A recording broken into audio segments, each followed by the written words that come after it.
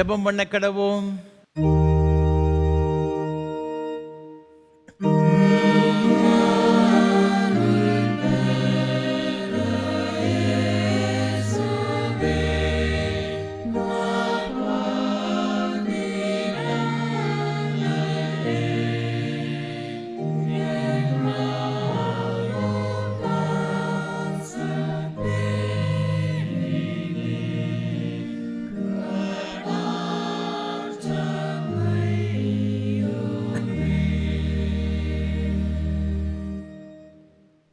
நம்பிக்கை உடைய சிறைகளே, அரணுக்கு திரும்புங்கள்.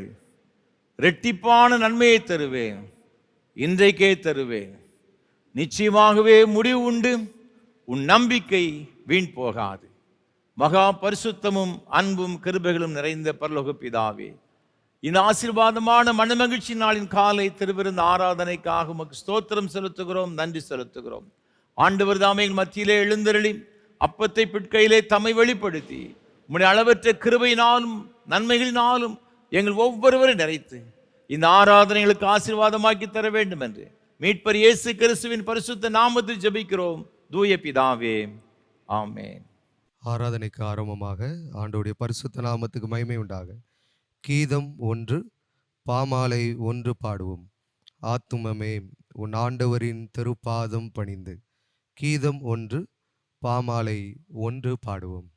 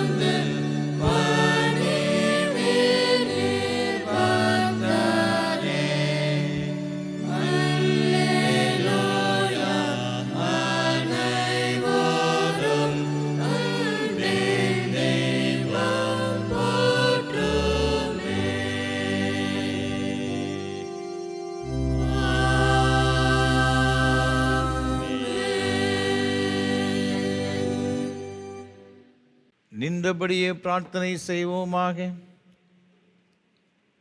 எல்லா இருதயங்களையும் எல்லா விருப்பங்களையும் எல்லா ரகசியம் அறிந்திருக்கிற சர்வலும் தேவனே, நாங்கள் தேவனிடத்தில் பரிபூர்ணமாய் அன்பு கூறவும் ஒரு பரிசுத்த நாமத்தை உத்தமமாய் மகிமைப்படுத்தவும் ஒரு பரிசுத்த ஆவியின் ஏவுதலால் எங்கள் இதயத்தின் சிந்தனைகளை சுத்தம் பண்ணீரல எங்கள் கர்த்தராகிய கிறிஸ்து மூலமாய் வேண்டிக் கொள்கிறோம்.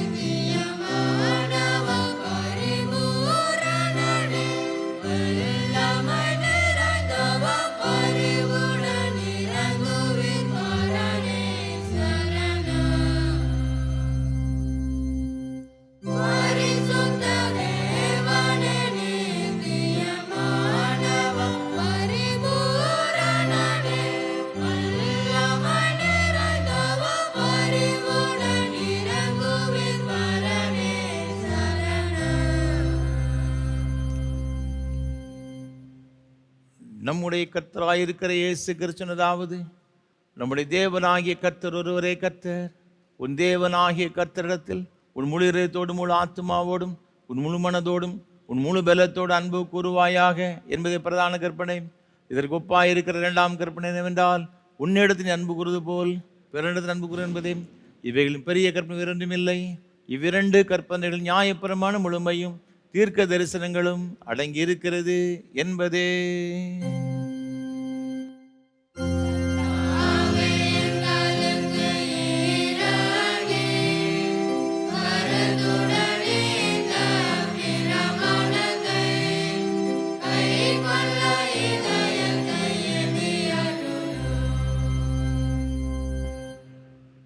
பிரியமானவர்களே, நாம் இப்பொழுது தேவனுடைய மகா பரிசுத்த வசனத்தை கேட்கவும் ஆண்டவருடைய சரீரத்தையும் இரத்தத்தையும் பெற்றுக்கொள்ளவும் இங்கே கூடி வந்திருக்கிறோம்.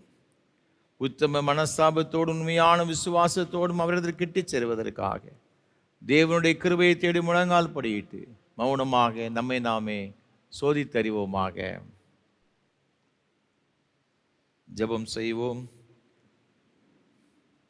உங்கள் பாவங்கள் நிமித்தம் முழு இருதயத்தோடு உண்மையாய் மனசாபப்பட்டு பிறரிடத்து அன்பும் சிநேகமாயிருந்து இனி தேவனுடைய கற்பனைகளை கைக்கொண்டு புதிதாக்கப்பட்டவர்களாக அவருடைய பரிசுத்த மார்க்கத்தில் நடப்போம் என்று தீர்மானத்தில் நீங்கள் நமது ஆண்டவர் இயேசு கிறிஸ்துவின் மூலமாய் சர்வ வல்லமையுள்ள கடவுளோடு ஒப்புரவாகும்படி உங்கள் பாவங்களை மனத்தாழ்மையாய் அறிக்கையிடுங்கள்.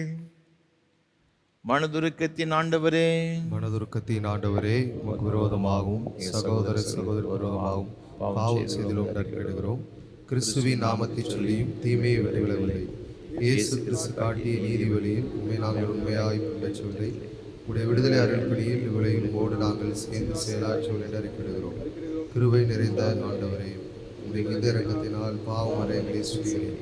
இந்த பரிசுத்தாவினால் விடுதலை பெறும் புது ஜீவனுள்ளவர்களாய் வாழும் உம்மோடும் சக மனிதரோடும் சமாதானத்தோடு வாழும் அருள் புரிந்தரும். ஆமென். இயேசு கிறிஸ்துவின் மூலமாக கடவுள் உண்மையாய் மனம் திரும்புகிற யாவருக்கும் அருளப்படுகிற கிருபை நிறைந்த தேவசனத்தை கேளுங்கள். நான் அவர்கள் அக்கிரமத்தை மன்னித்து அவர்கள் பாவங்களை இனி நினையாதிருப்பேன். வருத்தப்பட்டு பாரம் சுமக்கிறவர்களே, நீங்கள் எல்லாரும் என்னிடத்தில் வாருங்கள், நான் உங்களுக்கு இளைப்பாறுதல் தருவேன். பாவிகளை ரட்சிக்க கிறிஸ்து இயேசு உலகத்தில் வந்தார் வார்த்தை உண்மையும் எல்லா அங்கீகரிப்புக்கும் பாத்திரமானது. நம்முடைய பரமபிதாவாகிய சர்வ வல்லமையுள்ள கடவுள் உத்தம மனஸ்தாபத்தோடும் உண்மையான விசுவாசத்தோடும் தம்முடைய மனம் திரும்பி தம்முடைய சகோதரர் சகோதரிகள் குற்றங்கள் மன்னிக்கிற யாவருக்கும் பாவம் மன்னிப்பு அருள் செய்வோம் என்று மிகுந்த இரக்கமாக வாக்குத்தம் செய்திருக்கிறார். அவர் நம்முடைய கர்த்தராய் இருக்கிற இயேசு கிறிஸ்து நிமித்தம் உங்களுக்கு இறங்கி உங்கள் பாவங்கள் எல்லாவற்றையும் மன்னித்து அவையிலிருந்து விடுதலையாக்கி சகல நன்மையிலும் உங்களை உறுதிப்படுத்தி நிலைநிறுத்தி உனித்தி ஜீவகரையில் சேர்ப்பாராக.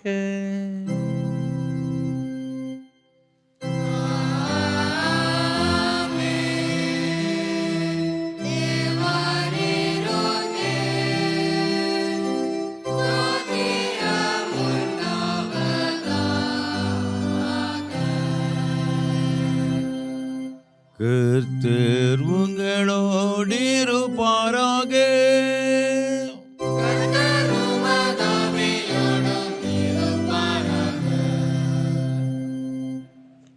ஜெபம் பண்ண கடவோம். நித்திய கடவுளே, முதடியாராய் எங்களை இது புது வருஷத்தை காண செய்த ஆண்டவரே, கடந்த காலத்தில் எங்களிடத்தில் காணப்பட்ட மீறல்களை எல்லாம் மன்னித்து எங்கள் வாழ்நாளெல்லாம் கிருபையாய் எங்களோடு நிலைத்திருக்க வேண்டும் என்று இளாண்டவர் இயேசு கிறிஸ்துவின் மூலமாய் தாழ்மையோடு வேண்டிக் கொள்கிறோம்.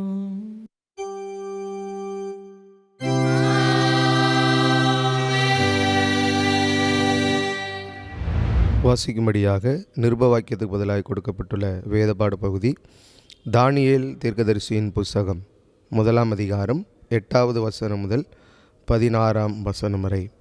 தானியேல் 1ஆம் அதிகாரம் 8வது வசனம் முதல்.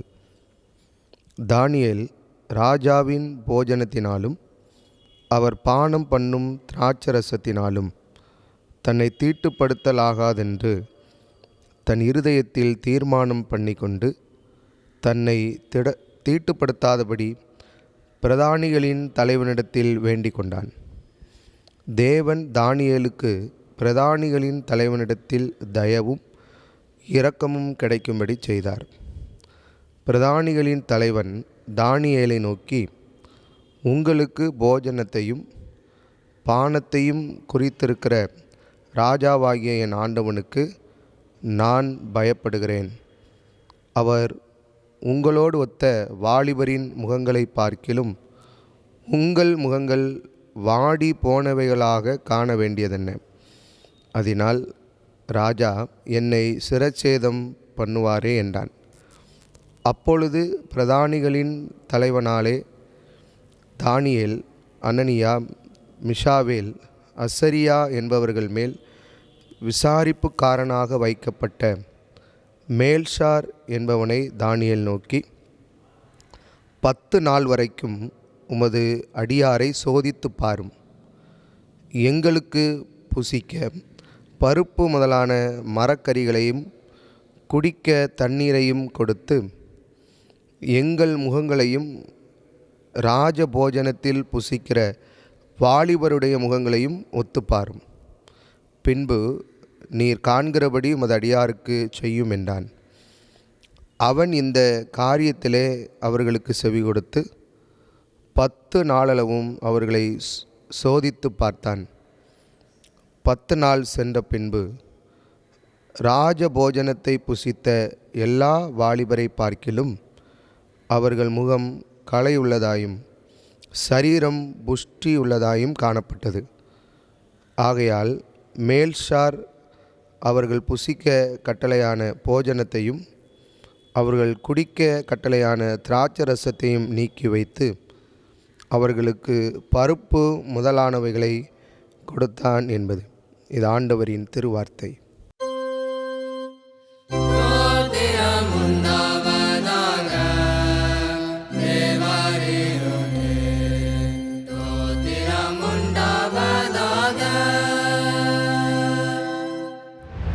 பரிசுத்த சுவிசேஷ வாக்கியம் பரிசுத்த மார்க் எழுதின நற்செய்தி நூல் 1ஆம் அதிகாரம் 32ஆம் வசனம் முதல் அடங்கியிருக்கிற தேவனுடைய வார்த்தையை கேளுங்கள். பரிசுத்த மார்க் எழுதின நற்செய்தி நூல் 1ஆம் அதிகாரம் 32ஆம் வசனம் முதல். சாயங்காலமாகி சூரியன் அஸ்தமித்த போது சகல பிணியாளிகளையும் பிசாசு பிடித்தவர்களையும் அவரிடத்தில் கொண்டு வந்தார்கள். பட்டணத்தார் எல்லாரும் வீட்டு வாசலுக்கு முன்பாக கூடி வந்தார்கள். பலவிதமான வியாதிகளினால் உபத்திரவப்பட்டிருந்த அநேகரை அவர் சுஸ்தமாக்கி அநேக பிசாசுகளையும் துரத்திவிட்டார். அந்த பிசாசுகள் தம்மை அறிந்திருந்தபடியால் அவைகள் பேசுகிறதற்கு அவர் இடம் கொடுக்கவில்லை. அவர் அதிகாலையில் இருட்டோடு எழுந்து புறப்பட்டு வனாந்தரமான ஒரு இடத்திற்கு போய் அங்கே ஜெபம் பண்ணினார். சீமோனும் அவனோடு இருந்தவர்களும் அவரை பின்தொடர்ந்து போய் அவரை கண்டபோது, உம்மை எல்லாரும் தேடுகிறார்கள் என்று சொன்னார்கள். அவர்களை இயேசு நோக்கி, அடுத்த ஊர்களிலும் நான் பிரசங்கம் பண்ண வேண்டுமாதலால் அவ்விடங்களுக்கு போவோம், வாருங்கள், இதற்காகவே புறப்பட்டு வந்தேன் என்று சொல்லி கலிலேயா நாடெங்கும் அவருடைய ஜெப ஆலயங்களில் அவர் பிரசங்கம் பண்ணி கொண்டும் பிசாசுகளை துரத்தி கொண்டும் இருந்தார் என்பது. இது கிறிஸ்துவின் நற்செய்தி.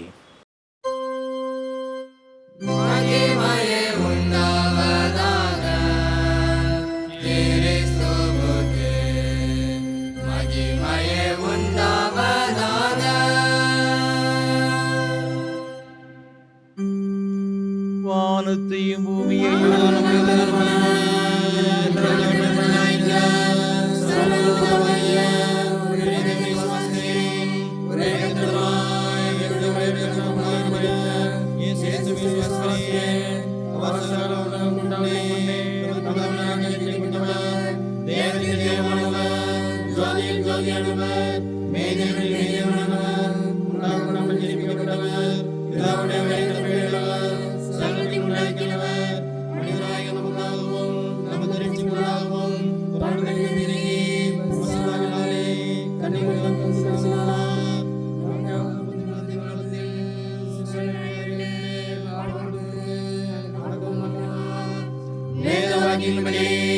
மூன்றாம் நாள்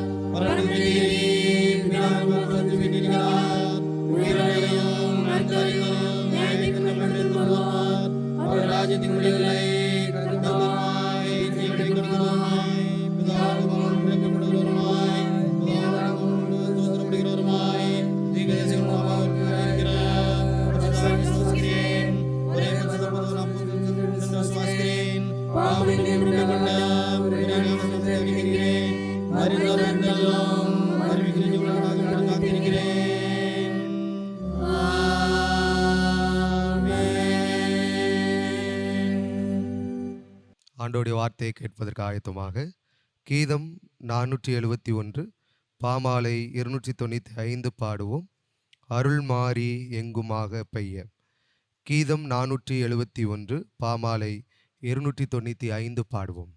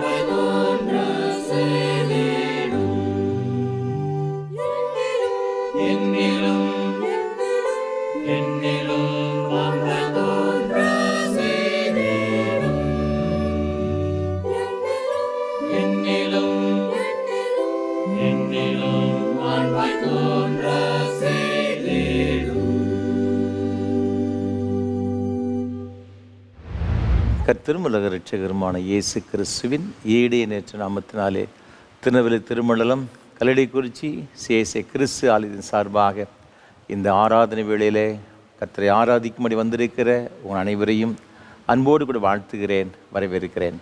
ஆண்டவருடைய கிருபையும் ஆசீர்வாதமும் உங்களோடு கூட இன்னும் என்றும் சதா காலங்களிலும் நிலைத்திருப்பதாக. ஒவ்வொரு வாரமும் உங்களோடு கூட சேர்ந்து கர்த்தரை ஆராதிப்பதை நான் மிகுந்த மகிழ்ச்சி அடைகிறேன். கர்த்தரை துதிக்கிறேன், ஸ்தோத்திரிக்கிறேன். நமக்கு இந்த நல்ல வாய்ப்புகளை ஒவ்வொரு வாரமும் தந்து கொண்டு வருகிற நம்முடைய அன்பிற்கும் மரியாதைக்கும் உரிய அருமையான ஐயா சாது சுந்தர் செல்வராஜ் ஐயா அவர்களுக்காக உள்ளத்தின் ஆழத்திலிருந்து நான் ஆண்டவரை துதிக்கிறேன், ஸ்தோத்தரிக்கிறேன். நம்ம எல்லாரும் ஆண்டவரை ஆராதிக்க வேண்டும், அதன் மூலமாக பரலோகராஜ்யம் சந்தோஷம் அடைய வேண்டும், நாம் ஆசீர்வதிக்கப்பட வேண்டும் என்ற ஒரு பெரிய தரிசனத்தோடு கூட சாது ஐயா அவர்கள் நமக்கு இந்த வாய்ப்புகளை நமக்கு தந்து கொண்டு வருகிறார்கள். கர்த்தர் தாமே சாது ஐயா அவர்களையும் அவர்கள் செய்து கொண்டு வருகிற ஏஞ்சல் தொலைக்காட்சி ஊழியங்கள் மற்றும் இயேசு ஊழியங்களை அபரிவிதமாய் ஆசீர்வதிப்பாராக. நம்முடைய தனி ஜெபங்களிலே, குடும்ப ஜெபங்களிலே ஐயா அவர்களுக்காக அவர்கள் செய்து கொண்டு வருகிற இந்த மகத்துவமான ஊழியங்களுக்காக நாம் ஜெபிப்போம். ஆண்டவருடைய ஆசீர்வாதங்களை நாம் பெற்றுக்கொள்வோம். இந்த ஆராதனை வேளை மிகுந்த ஜெபத்தோடும் அதிக பிரயாசத்தோடும் உங்களுக்கு நாங்கள் ஒவ்வொரு வாரமும் வழங்கி கொண்டு வருகிறோம். எங்களுக்காக நீங்கள் அதிகமாக ஜெபிக்க அன்போடு நான் கேட்டுக்கொள்கிறேன். எனக்காக என்னோடு கூட இந்த ஊழியத்தில் பங்கெடுத்து கொண்டு வருகிற ஒவ்வொரு சகோதரர்களுக்காக அவருடைய குடும்பங்களுக்காக நீங்கள் ஜெபிக்க மறவாதிருக்க அன்போடு நான் கேட்டுக்கொள்கிறேன். அது மாத்திரமல்ல, இந்த ஆராதனை வேளையை ஒளிப்பதிவு செய்வதற்கு ஏராளமான தேவைகள் உண்டு. உங்கள் அநேகர் இதற்காக நீங்கள் பல வகையில் நீங்கள் உதவி செய்து கொண்டு வருகிறீர்கள். அதற்காக நான் ஆண்டவரை துதிக்கிறேன், ஸ்தோத்தரிக்கிறேன்.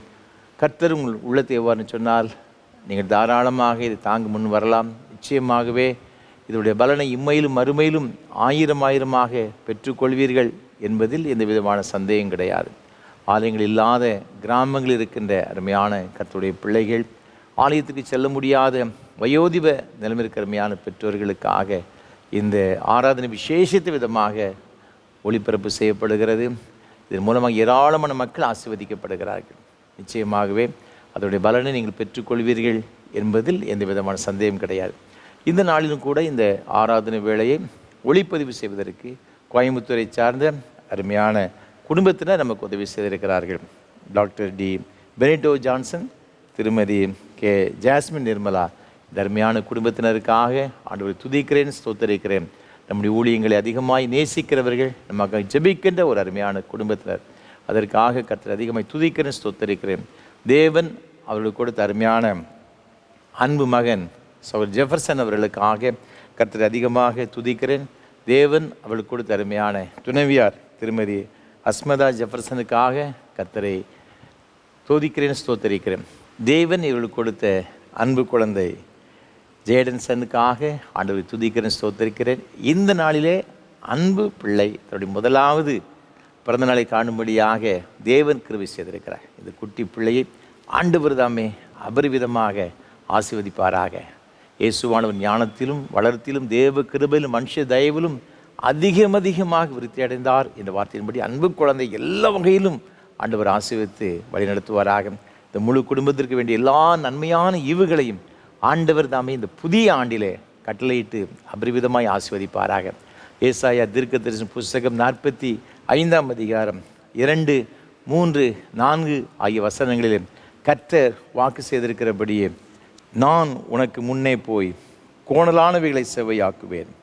உன்னை பெயர் சொல்லி அழைக்கிற இஸ்ரவேலின் தேவனாகிய கர்த்தர் நானே என்று நீ அறியும்படிக்கு வெண்கல கதவுகளை உடைத்து இருப்பு தாழ்பாடுகளை முறித்து அந்தகாரத்தில் இருக்கிற பொக்கிஷங்களையும் ஒளிப்பிடத்தில் இருக்கிற புதையல்களையும் உனக்கு கொடுப்பேன்.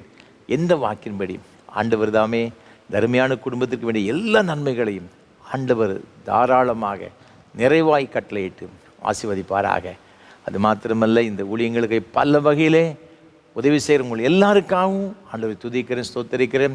தொடர்ந்து எங்களுக்காக ஜெபியுங்கள். கர்த்தர் உங்களை நிறைவான நன்மையால் நிரப்பி ஆசீர்வதிப்பாராக. தொடர்ந்து கர்த்தர் நம்மோடு கூட பேசும்படியாக நாம் ஜெபம் செய்வோம். பரிசுத்த பிதாவே, உங்களுடைய திருவார்த்தைகளை கேட்க வந்திருக்கிறோம். எங்களோடு கூட பேசும். இன்றைக்கு நாங்கள் கேட்கிற வசனங்கள் எங்கள் ஒவ்வொருவருக்கும் ஆசீர்வாதமாக இருக்க பரலோகத்தின் தேவன் கிருபை பாராட்டுவாராக. தாழ்த்தி முது கரத்தில் ஒப்பு கொடுக்கிறோம், பொறுப்படுத்திக் மீட்பர் இயேசு கிறிஸ்துவின் பரிசுத்த நாமத்தை ஜெபிக்கிறோம் தூய பிதாவே, ஆமென். கிறிஸ்துவுக்குள் மிகவும் பிரியமானவர்களே, இந்த நாளிலும் கூட நாம் சிந்திக்கும்படியாக நமக்கு கொடுக்கப்பட்டிருக்கின்ற தியான பொருள் போதை பழக்கத்திலிருந்து விடுதலை. இன்றைக்கு நம்முடைய தேசத்திலே 10 வயது முதல் 75 வரை உள்ள வயதுள்ள ஏராளமான மக்கள் இந்த போதை பழக்கத்திற்கு அடிமைப்பட்டு இருக்கிறார்கள். நம்முடைய தேசமே இதன் மூலமாக தள்ளாடி கொண்டிருக்கின்றது, சீரழித்து கொண்டிருக்கிறது. குறிப்பாக இளம் சமுதாய மக்கள் தங்களுடைய வாழ்க்கையை பாழடித்து கொண்டிருக்கின்றார்கள். போதை வஸ்துக்கு ஒரு மனிதன் அடிமைப்பட்டு இருக்கும் பொழுது அவருடைய வாழ்க்கையே செழிந்து விடுகிறது. சமீபத்திலே ஒரு ஹாட் நியூஸ் என்ன என்று நாம் பார்க்கும் பொழுது, உலக அளவில் வெனிசுலா நாட்டினுடைய அதிபர் மதுரா அவர் கைது செய்யப்பட்டு நியூயார்க் கோர்ட்டுக்கு கொண்டு செல்லப்பட்டார் என்பதாக செய்தியை பார்க்கணும். இதனுடைய காரணம் என்ன, எதற்காக அவர் கைது செய்யப்பட்டார் என்று அமெரிக்க வெளியுறவுத்துறையிலிருந்து ஒரு அறிக்கை ஒன்று வெளியிட்டிருக்கிறார்கள். அது சொல்லுகிறார்கள், 2020ஆம் ஆண்டு மார்ச் மாதத்திலே இப்பொழுது சிறை பிடிக்கப்பட்டிருக்கின்ற கைது செய்யப்பட்டிருக்கின்ற மதுரா என்பவர் போதைப் பொருட்களை அதிகமாக அமெரிக்க தேசத்திலே கடத்தி கொண்டு சென்றார். தீவிரவாத அநேக காரியங்களை அமெரிக்க தேசத்துக்கு எதிராக செய்தார் என்ற ஒரு பெரிய குற்றச்சாட்டு இவர் மேல் இருந்தபடியினால் அவரை ஒரு அதிபர் என்று கூட பாராமல் அவரை நடு இரவிலே கைது செய்து இப்பொழுது நியூயார்க் சிறைச்சாலையில் அடைக்கப்பட்டு இப்பொழுது கோர்ட்டுக்கு அலைந்து கொண்டிருக்கிறார் என்பதாக நம் செய்தியை பார்த்தோம். அன்பான ஆண்டவருடைய பிள்ளைகளே, ஒரு பெரிய ஒரு அரசியல் தலைவர், நாட்டின் அதிபருக்கு கூட இந்த போதைப் பொருள் சம்பந்தமாக அவர் தன்னை ஈடுபடுத்தி கொண்டபடினாலே எவ்வளோ பெரிய ஒரு அவமானம் வந்திருக்கிறது பாருங்கள். இனி அவருடைய வாழ்க்கை எப்படி இருக்குமோ நமக்கு தெரியாது.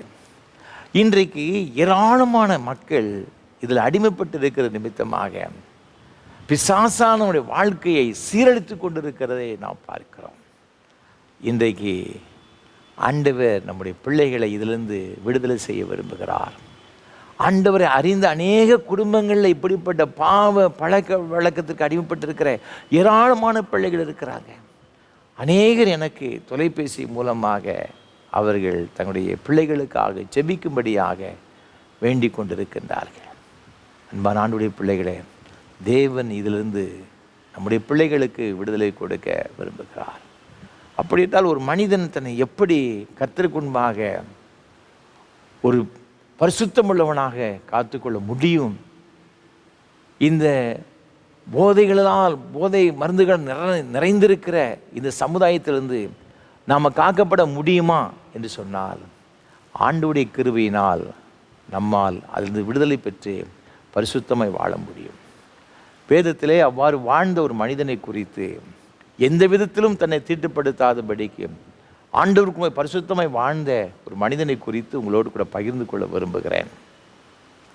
நாம் நிருப வாக்கியத்திற்கு பதிலாக வாசிக்க கேட்ட வேத பகுதியாகிய தானியேல் தீர்க்கதரிசன புஸ்தகம் 1ஆம் அதிகாரம் 8ஆம் வசனத்திலே இவ்வாறாக சொல்லப்பட்டிருக்கிறது.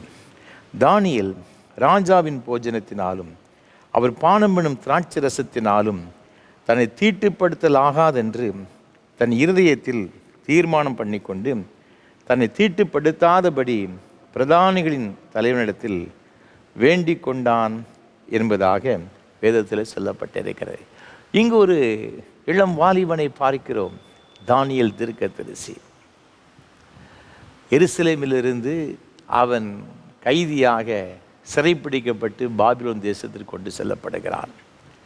பாபிலோன் தேசத்தினுடைய ராஜா நேபுகாத்நேச்சர் இதில் சிறந்த கல்விமான்களை, அறிவுள்ளவர்களை தேர்ந்தெடுத்து அவர்களுக்கு இந்த பாபிலோன் தேசத்தினுடைய எல்லா விதமான இந்த சாஸ்திரங்களை கற்றுக் கொடுக்கும்படியாக ஏற்பாடு செய்கிறதாக வேதத்திலே பார்க்கின்றோம்.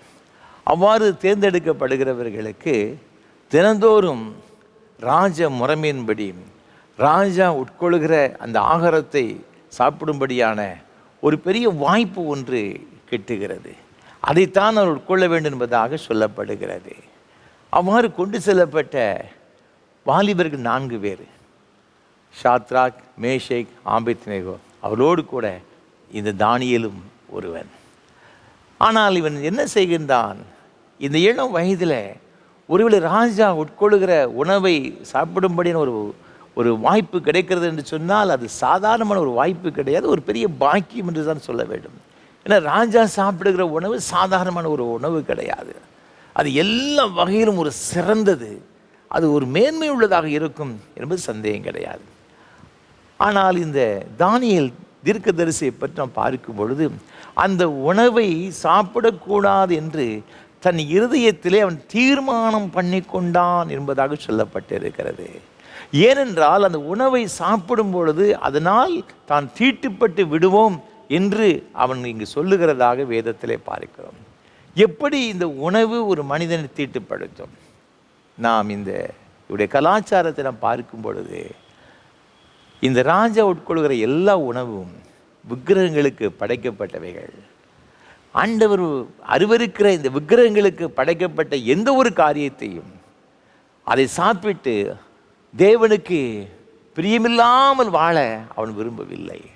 தேவன் அருவருக்கிற காரியங்கள் இது தானியேல் தீர்க்கதரிசியும் அருவருத்தான் என்று பார்க்கிறோம். ஒருவேளை அது மேன்மையுள்ள ஒரு உணவாக இருந்தாலும் கூட, அந்த திராட்சரசம் ஒரு உன்னதமான ஒரு திராட்சரசமாக இருந்தாலும் கூட, அதன் மூலமாய் தன்னை தீட்டுப்படுத்தாதபடிக்கு தீர்மானத்திலே அவன் உறுதியாக நிற்கிறதாக வேதத்திலே பார்க்கிறோம். அன்பான ஆண்டுடைய பிள்ளைகளே, ஒரு மனிதன் பரிசுத்தமாக வாழ அவன் முதலாவது செய்ய வேண்டிய ஒரு காரியம் என்ன தெரியுமா? எடுத்த அந்த தீர்மானத்தில் உறுதியாய் நிற்க வேண்டும். எந்த சூழ்நிலையிலும் தேவன் விரும்பாத எந்த ஒரு காரியத்தையும் செய்ய மாட்டேன் என்ற ஒரு தீர்மானத்தை நாம் எடுக்க வேண்டும். புதிய ஆண்டு பிறந்து இன்றைக்கு ஒரு 18 நாட்கள் ஆகிறது. அநேகர் ஜனவரி மாதம் 1ஆம் தேதி புது வருட அன்று அநேக தீர்மானங்கள் எடுத்திருப்போம். ஆண்டவரே, கடந்த ஆண்டிலே என்னுடைய ஆவிக்குறி வாழ்க்கையில் எத்தனையோ தோல்விகள், இந்த ஆண்டில் அது சரி செய்யப்பட வேண்டும். அதிகமாக நான் செபிப்பையா, வேதத்தை வாசிப்பையா, பிறருக்கு உதவி செய்வையா, ரெகுலராக சர்ச்சுக்கு போவேன், ஊழியத்தை செய்வாண்டவரே, நான் அசட்டை பண்ண மாட்டேன். பல தீர்மானங்களை நீங்கள் எடுத்திருக்கலாம். உங்களுடைய குடும்ப வாழ்வில் நான் எல்லாரோடு அன்பாக இருப்பேன், நான் அநியாயமாக யார்ட்டும் சண்டை போட மாட்டேன், தேவையில்லாத காரியம் செய்ய மாட்டேன். இப்படி பல தீர்மானங்களை நாம் எடுத்திருக்கலாம். ஆனால் எத்தனை பேர் இந்த தீர்மானத்தை நீங்கள் இதுவரை கை கொண்டு வந்து கொண்டிருக்கிறீர்கள் என்பது உங்களுக்கு தான் தெரியும். பார்த்துக்கிடுங்க.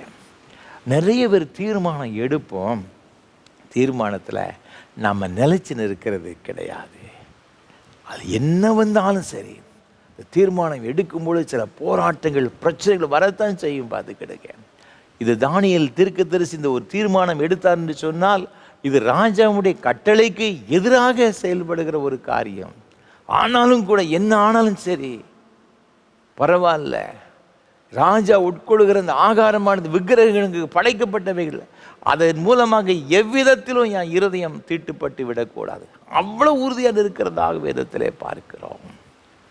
அது ஆண்டுடைய பிள்ளைகளே, நம்முடைய வாழ்க்கையில் நம்ம அந்த தீர்மானங்களை எடுப்பதில் நம்ம உறுதியாக இருக்கணும். தீர்மானத்தில் உறுதியாக நிலைச்சு நிற்கணுங்க. எந்த ஒரு காரியத்தை நம்ம செய்ய வேண்டும், தேவனுக்கு பிரியமான ஒரு காரியத்தை செய்ய வேண்டும் சொன்னால் அதில் நம்ம அதில் ரொம்ப ஸ்ட்ராங்காக நம்ம அதில் தீர்மானத்தை எடுக்கணும். பார்த்துக்கிடுங்க. வேதத்தில் வாசித்து பார்க்கும் பொழுது ஆதியாகமம் புஸ்தகம் 39ஆம் அதிகாரத்தில் யோசேப்பை பற்றி நாம் பார்க்கிறோம். அவன் அடிமையாக எகிப்து தேசத்தில் கொண்டு செல்லப்படுகிறான். போத்திபாருடைய வீட்டில் அவன் இருக்கின்றான்.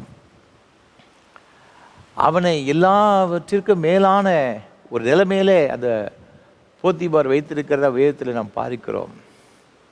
அவருடைய மனைவி மூலம் எனக்கு பிரச்சனை வருகிறது. நம்ம எல்லாரும் இந்த சம்பவத்தை அறிந்திருக்கிறோம். தினம் தினம் யோசேப்போடு கூட பாவம் செய்யும்படியாக அவள் வலுக்கட்டாயப்படுத்துகிறதை நாம் பார்க்கிறோம். அவன் சொல்கிறான் 9ஆம் வசனத்தில், இந்த வீட்டிலே என்னிலும் பெரியவன் இல்லை, நீ அவருடைய மனைவியாக இருக்கிறபடியால் உன்னை தவிர வேறு ஒன்றையும் அவர் எனக்கு விலைக்கு வைக்கவில்லை. இப்படி இருக்க நான் இத்தனை பெரிய பொல்லாங்குக்கு உடன்பட்டு தேவனுக்கு விரோதமாய் பாவம் செய்வது எப்படி என்றான். அவன் சொல்கிறான், இந்த வீட்டில் எல்லாவற்றுக்கும் மேலாக என்னை உயர்ந்த இடத்துல வைத்திருக்கிறார், இவ்வளோ பெரிய ஒரு நல்ல ஒரு ஸ்தானத்தில் என் எஜமான் வைத்திருக்கும் பொழுது இந்த பெரிய பொல்லாங்குக்கு உடன்பட்டு நான் அந்த பெரிய பாவத்தை செய்வது எப்படி? இது தேவனுக்கு விரோதமான பாவம் அல்லவா என்று அவன் சொல்லுகிறதை பார்க்கிறோம். அதுக்கு அடுத்த வசனத்தை பாருங்கள். நித்தம் நித்தம் யோசேப்போடு இப்படி பேசிக்கொண்டு வந்தும் என்று சொல்லப்பட்டிருக்கு. டெய்லி இந்த பிரச்சனை இருக்கிறது. ஆனால் ஒரு நாள் கூட அவன் இந்த பாவமான காரியத்திற்கு அவன் உடன்படவே இல்லை. அவன் எடுத்த தீர்மானத்தில் பரிசுத்தமாய் வாழ வேண்டும் என்ற தீர்மானத்தில் அவன் உறுதியாய் நிலைத்திருக்கின்றதை நாம் பார்க்கின்றோம். அது விளைவை நாம் பார்க்கும் பொழுது பாதாள சிறைக்கு அவன் கொண்டு செல்லப்பட்டான். அவளே இவனை என்ன செய்கிறாள்? பொய்யாய் குற்றம் சாட்டி இங்கு சிறைச்சாலைக்கு அனுப்புகிறதை பார்க்கிறோம். ஆனால் வேலை வந்த பொழுது அதே எகிப்து தேசத்தில் இப்பொழுது போத்திபாருடைய வீட்டில் தான் இவன் ஒரு நல்ல ஒரு அந்தஸ்தில் இருந்தான். இப்போ எகிப்து தேசம் எங்கும் பார்வோனுக்கு அடுத்த ஸ்தானத்தில் இவன் இருக்கிறதாக வேதத்தில் பார்க்கிறோம். அதன் மூலமாக பஞ்ச காலங்களிலே எகிப்து தேசத்தை மாத்திரமல்ல, சுற்றிலும் உள்ள அநேக நாடுகளுக்கு கர்த்தர் அவனை ஆசீர்வாதமாக வைத்தார். அவருடைய சொந்த குடும்பத்திற்கும் ஆசீர்வாதமாக வைத்தார். எந்த சகோதரர்கள் இந்த யோசேப்பை பகைத்தார்களோ அதே சகோதரர்கள் என்னுடைய காலின் கீழே வந்து விழுகிறதாக வேதத்திலே நாம் பார்க்கிறோம். அன்பான ஆண்டுடைய பிள்ளைகளே, தேவ சமூகத்திலே வந்திருக்கிற நாம் ஒரு தீர்மானம் எடுத்துக்கொள்ள வேண்டும். இந்த ஆண்டின் தொடக்கத்தில் வந்திருக்கிறோம். எந்த சூழ்நிலையிலும் தேவன் விரும்பாத எந்த ஒரு காரியத்தை நான் செய்ய மாட்டேன். ஒருவேளை பல வகையில் நமக்கு போராட்டங்கள் வரலாம், நெருக்கங்கள் வரலாம். ஆனாலும் அவைகளுக்கு மத்தியிலும் கூட நம்ம கர்த்தருக்கு முன்பாக உண்மையாய் நாம் வாழும் பொழுது நிச்சயமாய் கர்த்தர் நம்முடைய வாழ்விலே அவர் பெரிய காரியங்களை செய்வார் என்பதில் சந்தேகம் கிடையாது. அநேக பரிசுத்தவான்கள் எடுத்த தீர்மானத்தில் உண்மையாய் உறுதியாக இருந்திருக்கிறார்கள். அது மாத்திரமல்ல, நீங்கள் தொடர்ந்து வேதத்தில் வாசித்து பார்க்கும் பொழுது அவன் செய்த இன்னொரு காரியம் தானியேல் தீர்க்கதரிசி அந்த 8ஆம் வசனத்தில் பின்பகுதி சொல்லுகிறது, தன் இருதயத்தில் தீர்மானம் பண்ணி கொண்டு தன்னை தீட்டுப்படுத்தாதபடி பிரதானிகளின் தலைவனிடத்தில் வேண்டிக் கொண்டான். இவன் தீர்மானம் செய்கிறது மாத்திரமல்ல, அதை தன்னுடைய வாழ்க்கையில் அவன் செயல்படுத்துகிறதாக வேதத்தில் பார்க்கிறோம். நிறைய பேர் நம்ம தீர்மானம் பண்ணியிருப்போம், இந்த வருஷத்தில் இந்த காரியத்தை செய்ய மாட்டேங்க, ஆண்டவருக்கு பிரியமாய் வாழுவோம் அப்படின்ட்டு பல காரியங்களை நாம் தீர்மானம் பண்ணியிருப்போம். தீர்மானம் பண்ணுகிறது மாத்திரமல்ல, அதற்கு ஒரு செயல் வடிவம் கொடுக்கணும். அதுக்கு அடுத்த ஸ்டெப்புக்கு நம்ம கடந்து வரணும். ஆசை இருந்தால் போதாதுங்க, அதை நம்முடைய வாழ்க்கையிலே நம்ம செயல்படுத்த வேண்டும். செயல்படுத்தாத பட்சத்தில் ஆண்டவரால் நம்மை ஆசீர்வதிக்க முடியாது, நம்மால் பரிசுத்தமாய் வாழ முடியாது, பாவ பழக்க வழக்கத்திலிருந்து நம்ம விடுதலை பெற முடியாது. நாம் விடுதலை பெற வேண்டும் என்று சொன்னால் அதிலிருந்து நம்ம ஒரு ஸ்ட்ராங்காக ஒரு டிசிஷன் எடுக்கணும், ஒரு தீர்மானம் எடுக்கணும். இரண்டாவதாக தீர்மானத்தை அதை நிறைவேற்றுவதற்காக நம்ம செயல்படுத்த வேண்டும் என்பதாக வேதத்திலே இங்கே நாம் சொல்லுகின்றதை நாம் பார்க்கின்றோம். ரூத்தின் புஸ்தகத்திலே ஒரு அருமையான ஒரு சம்பவம் இருக்கிறது. இங்கு நகோமி மோவாப் தேசத்துக்கு செல்லுகின்றாள். பெத்லெஹேமிலே பயங்கரமான பஞ்ச காலங்களிலே தன்னுடைய வாழ்க்கையை ஓட்டுவதற்காக மோவாப் தேசத்துக்கு செல்லுகின்றாள். அவளுடைய கணவன் 2 பிள்ளைகள். தன்னுடைய 2 பிள்ளைகளுக்கு மோவாபிய ஸ்திரீகளை திருமணம் செய்து கொடுக்கின்றாள். ஒருத்தி ஓர்பாள், ஒருத்தி ரூத். ஆனால் என்ன ஒரு பரிதாபம், அவருடைய கணவன் மரித்து போகின்றான், 2 பிள்ளைகளும் மரித்து போகின்றார்கள். இப்பொழுது 3 விதவைகள் இந்த குடும்பத்தில் இருக்கிறாங்க. நகோமி, அவளுடைய 2 மருமக்கமார்கள் ஓர்பாள், ரூத். இப்பொழுது கிட்டத்தட்ட 10 வருஷம் ஆயிட்டு மீண்டும் அவள் கேள்விப்படுகிறார், பெத்லெஹேமிலே தன்னுடைய சொந்த இடத்திலே கர்த்தர் தமது ஜனங்களை சந்தித்து அவர்களை ஆசீர்வதிக்கிறார், ஆகாரம் அருளுகிறார்னு சொல்லி கேள்விப்பட்ட உடனே மருமக்கள்மார்களை பார்த்து சொல்லுகின்றாள். 7ஆம் வசனத்தை வாசித்து பார்க்கணும். 1ஆம் அதிகாரத்தில் தன் 2 மருமக்களோடு கூட தான் இருந்த ஸ்தலத்தை விட்டு புறப்பட்டாள். யூதா தேசத்துக்கு திரும்பி போக அவர்கள் வழி நடக்கையில் நகோமி தன் 2 மருமக்களை நோக்கி, நீங்கள் இருவரும் உங்கள் தாய் வீட்டுக்கு திரும்பி போங்கள், மரித்து போனவர்களுக்கும் எனக்கும் நீங்கள் தயை செய்தது போல கர்த்தர் உங்களுக்கும் தயை செய்வாராக. இவங்கெல்லாம் மூட்டை முடிச்சுகளை கட்டிட்டு பெத்லெஹேமுக்கு போக புறப்பட்டுட்டாங்க. அப்படி போகும்பொழுது அவள் சொல்கிறா 2 மருமக்களையும் பார்த்து, எம்மா, இனி என்னால் உங்களுக்கு உதவி செய்ய முடியாது, உங்களுக்கு ஒரு வாழ்க்கையை கொடுக்க முடியாது. ஆகவே நீங்கள் உங்கள் சொந்த வீட்டுக்கு போங்க, இந்த மோவாப் தேசத்தில் நீங்கள் இருந்து கல்யாணம் முடிச்சுக்கிட்டுங்க, நல்லா வாழுங்கம்மா, கடவுளை ஆசீர்வதிக்கட்டும் என்று சொல்லி 2 மருமக்கமார்களையும் இந்த மோவாப் தேசத்தில் இருக்கும்படியாக சொல்லுகிறத வேதத்தில் நாம் பார்க்கிறோம். அப்பொழுது அவர்கள் சத்தமிட்டு அதிகமாய் அழுதார்கள். ஓர்பாள் தன் மாமியை முத்தமிட்டு போனாள். ரூத்தோ அவளை விடாமல் பற்றி கொண்டாள். 2 பேரும் சத்தம் போட்டு அழுறாங்க. நீங்கள் 13ஆம் வசனத்தை வாசித்து பார்க்கும். நகுமி ரொம்ப வேதனையோடு கூட சொல்கிறா, என் மக்களே, கர்த்தருடைய கை எனக்கு விரோதமாக இருக்கிறதுனால் உங்கள் நிமித்தம் எனக்கு மிகுந்த விசனமாக இருக்கிறது. ஆகவே நீங்கள் போயிருங்க, என்னால் உங்களுக்கு உதவி செய்ய முடியாது. ஓர்பாள் முத்தமிட்டு அப்படியே தன்னுடைய சொந்த வீட்டுக்கு செல்கின்றாள். மோவாப் தேசம் சென்று விடுகிறாள். ஆனால் ரூத் என்ன சொல்கிறான்னு பார்த்தீங்கன்னா 16ஆம் வசனத்தில், நான் உம்மை பின்பற்றாமல் உம்மை விட்டு திரும்பி போவதை குறித்து என்னோட பேச வேண்டாம். நீர் போகும் இடத்திற்கு நானும் வருவேன், நீர் தங்கும் இடத்துக்கு நானும் தங்குவேன். உம்முடைய ஜனம் என்னுடைய ஜனம், உம்முடைய தேவன் என்னுடைய தேவன். நீர் மரணமடையும் இடத்தில் நானும் மரணமடைந்து அங்கே அடக்கம் பண்ணப்படுவேன். மரணமே இல்லாமல் வேறு ஒன்றும் உம்மை விட்டு என்னை பிரித்தால் கர்த்தர் அதற்கு சரியாகவும் அதற்கு அதிகமாகவும் எனக்கு செய்ய கடவர் என்றாள் என்று சொல்லப்பட்டு. அடுத்த வசனத்தில் அவள் அவ்வளவு ஒரு மன உறுதியாக இருப்பதாக வேதத்தில் சொல்லப்பட்டிருக்கிறது. இந்த நகோமி நடக்கின்றாள், ரூத்து பின்னாலே செல்கின்றாள். அவள் தீர்மானத்திலே அவள் என்ன செய்தாள், ஓர்பாள் இருந்தாள், அவளும் கூட தான் வந்தாள். ஆனால் இந்த நகோமி பின்னால் வருவதற்கு அவளுக்கு மனமில்லை. உலகத்தினுடைய ஆசை மோவாப் தேசத்தில் சென்று மீண்டும் ஒரு நல்ல ஒரு வாழ்க்கை வாழலாமே, அங்கே சென்று விடுகிறதை பார்க்கிறோம். தேவன் தமது ஜனத்தை சந்தித்து ஆகாரம் அருளுகிறார் என்று கேள்விப்பட்ட செய்தியை கேட்ட பொழுது கூட அது ஒரு ஆசீர்வாதமான தேசத்திற்கு, அப்பத்தின் வீடாகிய பெத்லேமுக்கு செல்வதற்கு இந்த ஓர்பாளுக்கு மனமில்லாமல் சொந்த பகுதிக்கு, மோவாபிய அருவருப்பான அந்த பகுதிக்கு சென்று விட்டாள்.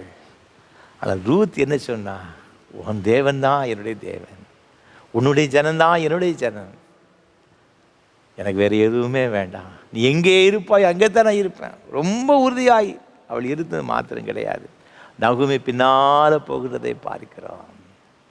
என்ன வந்தாலும் பரவாயில்ல, யார் கைவிட்டாலும் பரவாயில்ல, யெகோவா கர்த்தர் எனக்கு போதும். அதனால தான் போவாஸ் சொல்கிறா, நீங்கள் 2ஆம் அதிகாரத்தை வாசித்து பார்க்கும் பொழுது 12ஆம் வசனத்தில், உன் செய்கைக்கு தக்க பலனை கர்த்தர் உனக்கு கட்டளையிடுவாராக, இஸ்ரவேலின் தேவனாகிய கர்த்தருடைய சேட்டைகளின் கீழ் அடைக்கலமாய் வந்த உனக்கு அவராலே நிறைவான பலன் கிடைப்பதாக. இஸ்ரவேலின் தேவனாகிய கர்த்தருடைய செட்டைகளின் அடைக்கலத்தில் யார் யாரெல்லாம் வருகிறார்களோ அவர் எல்லாருக்கும் கர்த்தர் கொஞ்சம் பலன் இல்லை அன்பானவர்களே, நிறைவான பலனை கொடுத்து தூக்கி விடுகிறதற்கு அவர் உண்மையும் வல்லமையுடைய தேவனாக இருக்கிறார். இன்றைக்கு ஒருவேளை இந்த உலகம் என்னை நெருக்கி கொண்டு இருக்கிறது, பாவ சுவாபங்கள் நெருக்கி கொண்டு இருக்கிறது, ஐயோ என்னால் எப்படி வாழ முடியும் என்று நினைத்து கொண்டு இருக்கிறீர்களோ, ஒரு ஸ்டெப்பு நீங்கள் முன்னால் வந்து ஆண்டோடைய கரத்தில் நீங்கள் ஒப்பு கொடுக்கும் பொழுது, நீங்கள் பரிசுத்தமாய் வாழும்படியாக ஆண்டோடைய சமூகத்தில் நீங்கள் அர்ப்பணிக்கும் பொழுது, நீங்கள் ஆண்டவரிடத்தில் வரும் பொழுது, கர்த்தர் உங்களை தூக்கி எடுத்து நிறுத்துவதற்கு அவர் போதுமானவராக இருக்கிறார். உளையான சேற்றிலும் பயங்கரமான குழியிலும் இந்த என்னை தூக்கி எடுத்து இந்த கண்மலையில் கொண்டு போய் நிறுத்துறார் என்பதாக சங்கீதக்காரன் சொல்லுகிறார்.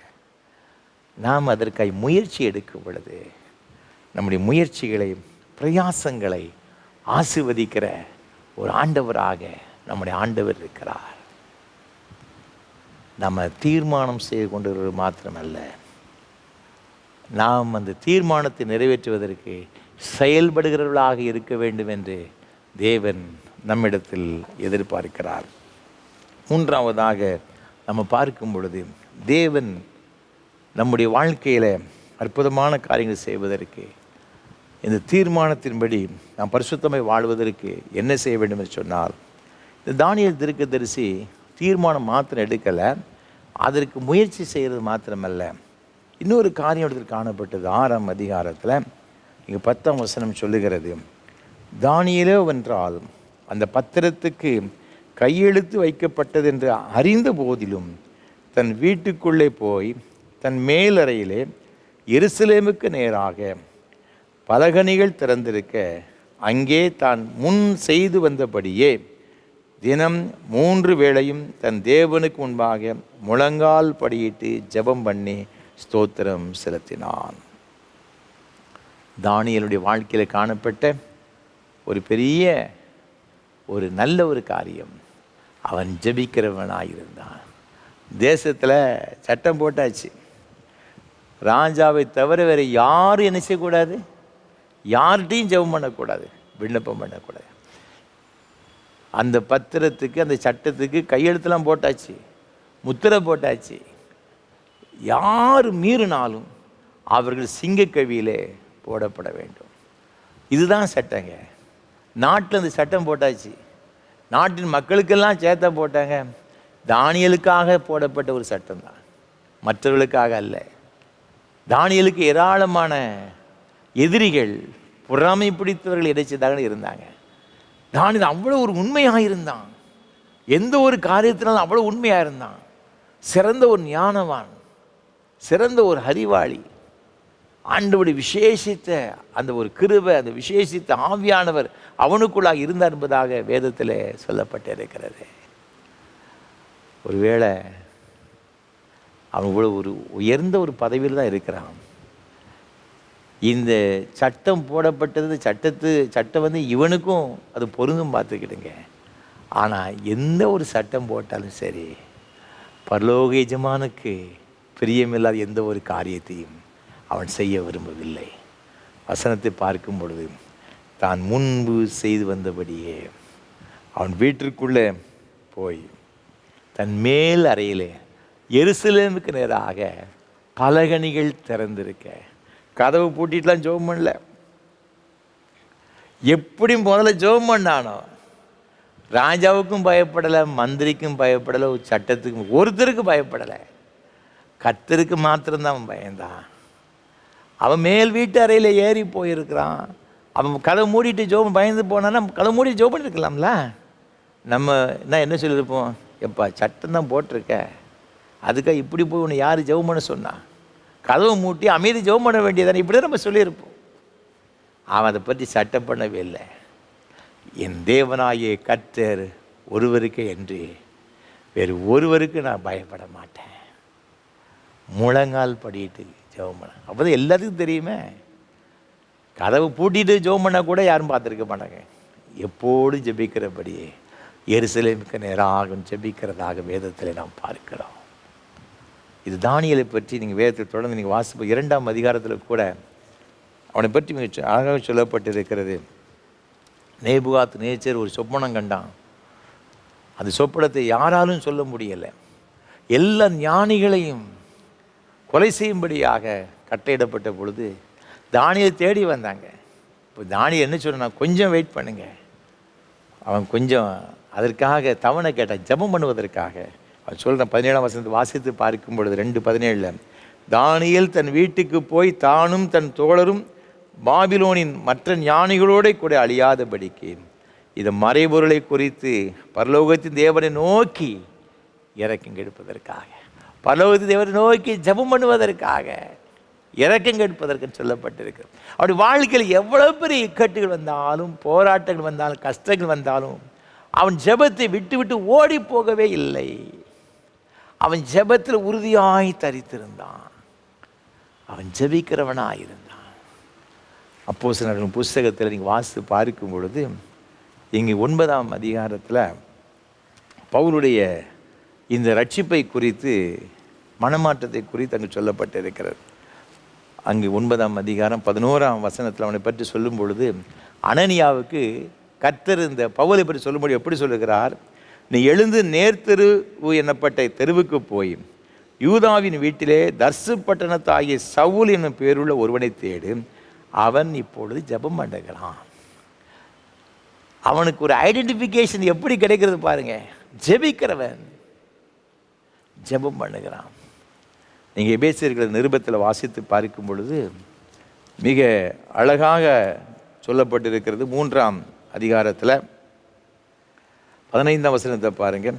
நம்முடைய கர்த்தராய் இருக்கிற இயேசு கிறிஸ்துவுடைய பிதாவை நோக்கி முழங்கால் படியிட்டு, தொடர்ந்து நீங்கள் வாசித்து பார்த்தீங்கன்னா 19ஆம் வசனத்தில், அறிவு கெட்டாத அந்த அன்பை அறிந்து கொள்ள வல்லவர்களாகவும் தேவனுடைய சகல பரிபூரணத்தாலும் நிறையப்படவும் அவர் தமது மகிமையுடைய ஐஸ்வர்யத்தின்படியே உங்களுக்கு அனுகிரகம் பண்ண வேண்டும் என்று வேண்டிக் கொள்கிறேன். முழங்கால் படியிட்டு மற்றவர்களுக்காக, விசுவாசிகளுக்காக ஜெபம் பண்ணுகிறான். அவன் சொல், நான் போராடுகிறது போல நீங்கள் என்ன செய்யுங்க, போராடுங்க. ஜெபத்தில் உறுதியாய் தரித்திருங்கள். இடைவிடாமல் ஜெபம் பண்ணுங்க. இது வாழ்க்கை முழுவதும் ஜெபம் ஜெபம் ஜெபம் பார்த்துக்கிடுங்க. அதனால தான் வசனம் சொல்லுகிறவனை, இது உலகத்தை கலக்குகிறவன் இங்கேயும் வந்து விட்டான். மற்ற 4ஆம் அதிகாரம் 2ஆம் வசனத்தை வாசித்து பார்க்கும் ஆண்டவராக இருக்கிற இயேசு கிறிஸ்து இரவும் பகலும் 40 நாள் உபவாசம் இருந்தார் சொல்லப்பட்டு இருக்கிறார். அதற்கு அப்புறமாக பிசாசானவன் ஆண்டவர் சோதிக்கும்படி வரும் பொழுது அவன் தோற்று போனான். செபிக்கிறவனிடத்தில் பிசாசு நிற்க முடியாது. இயேசு கிறிஸ்து நமக்கு ஒரு சிறந்த ஒரு முன்மாதிரியை வைத்து விட்டு சென்றிருக்கிறார். அன்பான ஆண்டவருடைய பிள்ளைகளை, உங்களுடைய வாழ்க்கையில் எவ்வளவு பெரிய சோதனைகள் வந்தாலும், போராட்டங்கள் வந்தாலும் கூட ஜெயிப்பதற்கு ஒரே ஒரு ஆயுதம் வேறு எதுவுமே கிடையாதுங்க, ஜெபம் தாங்க. உபவாச ஜெபம். இந்த ஜெபத்திற்கு மிஞ்சினது வேறு எதுவுமே கிடையாது. இயேசு அவர் எப்போதும் ஜெபம் பண்ணி கொண்டு இருந்தார். மார்க் 1:35 வாசித்து பார்த்து, அதிகாலமே அதிக இருட்டோடு எழுந்து வனாந்திரமான ஒரு இடத்துக்கு போய் ஜெபம் பண்ணினார் என்று வசனம் சொல்லுகிறது. சீசரை தேர்ந்தெடுப்பதற்கு முன்பாக இரவு முழுவதும் மலையில் போய் எரிச்சதார், நான் ஜெபம் பண்ணினார் வசனம் சொல்லுகிறது. சீசர்களுக்கு ஜெபிக்க கற்றுக் கொடுத்தார். இன்றைக்கி நாம் அந்த ஜெபத்தில் உறுதியாய் நிலைச்சிருக்கணும். நம்ம பிள்ளைகளுக்கு ஜெபத்தை நம்ம கற்றுக் கொடுக்கணுங்க. அமெரிக்க தேசத்தில் பிரைன் ஹெட் வெல்ஷ் சொல்லப்பட்ட ஒரு இளம் வாலிபன், ஒரு மகள் இருந்தாள். அவள் பலவீனம் உள்ளவள், அடிக்கடி பலவீனப்பட்டு போய் விடுவாள். அதிகமாக இந்த மனிதன், இந்த இளம் வாலிபன் நேசித்தாள். இந்த பிரைன் ஹெட் வெல்ஷ் சொல்லப்பட்ட இந்த மனிதன் பயங்கரமான போதை வஸ்துகளுக்கு அடிமைப்பட்டிருந்தான். கிறிஸ்து விட்டு தூரமாய் வாழ்ந்து வந்த ஒரு மனிதன். இந்த மியூசிஷியனாக அவன் இருந்தான். ஒரு பெரிய ஒரு ஸ்டார் சிங்கர் அவன். கோடிக்கணக்கான பணத்தை அவன் சம்பாதித்தான். ஆனால் அவனுடைய வாழ்க்கையில் நிம்மதி கிடையாது. பயங்கரமான இந்த போதை மருந்துக்கு அவன் அடிமைப்பட்டிருந்தபடியினால் அடிக்கடி மனசோர்வு அடைந்தான். எதிர்காலத்தை குறித்து பயந்தான். ஒரு கட்டத்தில் அவனுக்கு ஒரு பெரிய பயம் வந்து விட்டது. இப்படியே இந்த நிலைமை நீடிக்கும் என்று சொன்னால் நான் சீக்கிரத்திலே என்னுடைய வாழ்க்கையை நான் இழந்து விடுவேன், மரித்து போய் விடுவேன். அது மாத்திரமல்ல, இந்த போதைக்கு நான் அடிமைப்பட்டிருப்பேன் சொன்னால் என்னுடைய மகளையை விட்டே நான் பிரிந்து போய் விடுவேன். என் மகள் அனாதையாயிருவா, எனக்கும் அவளுக்குள்ள உறவெல்லாம் தடைப்பட்டு விடும் என்று சொல்லி அதிகமாக யோசிக்க ஆரம்பித்தான். தனிமையிலே கதறினான். நிம்மதியெல்லாம் இழந்தான். எப்படியாகிலும் இந்த போதை மருந்திலிருந்து கடவுள் என்று சொன்ன ஒருவர் இருப்பார்னு சொன்னால் என்னை விடுதலையாக்க மாட்டாரா? அவன் சொன்னான், if I continue this life I would lose my daughter. இந்த நிலைமை இப்படியே செல்லும் என்று சொன்னால் என்னுடைய மகளை நான் இழந்து விடுவேன். ஆண்டவரே எனக்கு உதவி செய்யும். உடைந்த உள்ளத்தோடு கூட தேவ சமூகத்திலே அவன் கதறினான். அந்த வேளையில் கர்த்தர் அவனை சந்தித்தார். அவனுடைய வாழ்க்கையில் ஒரு பெரிய மாற்றத்தை கொடுத்தார். அவன் எவ்வளவோ முயற்சி செய்தான் இந்த போதை மருந்துகளிலிருந்து விடுதலை பெற முடியாது. மெத்துன்னு சொல்லப்பட்ட ஒரு பெரிய பயங்கரமான ஒரு கொடிய ஒரு போதை வஸ்து. எவ்வளோ முயற்சி செய்தான், முடியவில்லை. அதை ஜெபம் பண்ணினாங்க. ஆண்டவரே, உண்மையிலே நீர் கடவுளாயிருப்பீர் சொன்னால் இயேசுவே எனக்கு உதவி செய்யும். ஆண்டவருடைய சமூகத்தில் கதறி நான் கண்ணீரோடு கூட கர்த்தர் அவனுக்கு இறங்கினார். வாழ்க்கையை மாற்றினாருங்க. கர்த்தருக்காய் வைராக்கியமுள்ள ஒரு மனிதனாக இருந்தான். அவன் சிறந்த ஒரு இசைக்கலைஞன், பெரிய கிட்டாரிஸ்ட். அந்த இசைக்கலையை மீண்டும் கர்த்தருக்காக பயன்படுத்தினான். லட்சக்கணக்கான மக்களுக்கு ஆசீர்வாதமாக இன்றைக்கு அவன் வாழ்ந்து கொண்டிருக்கின்றான். தேவனால் கூடாத காரியம் ஒன்றும் கிடையாது. நம்முடைய வாழ்க்கையில் நம்முடைய சொந்த பலத்தினால் எதையும் சாதிக்க முடியாது. பரிசுத்தமை வாழ முடியாது. பாவத்திலிருந்து விடுதலை பெற முடியாது. ஆனால் விடுதலை பெற வேண்டும் என்ற ஒரு ஆசை நமக்கு இருக்கும் பொழுது, அதில் நம்ம தீர்மானம் எடுத்து அதில் நாம் செயல்படுவதற்காக ஆண்டவரிடத்தில் வரும் பொழுது, அப்படி ஒத்தாசைக்காய் ஜெபிக்கும் பொழுது ஆண்டவர் நமக்கு உதவி செய்வார்.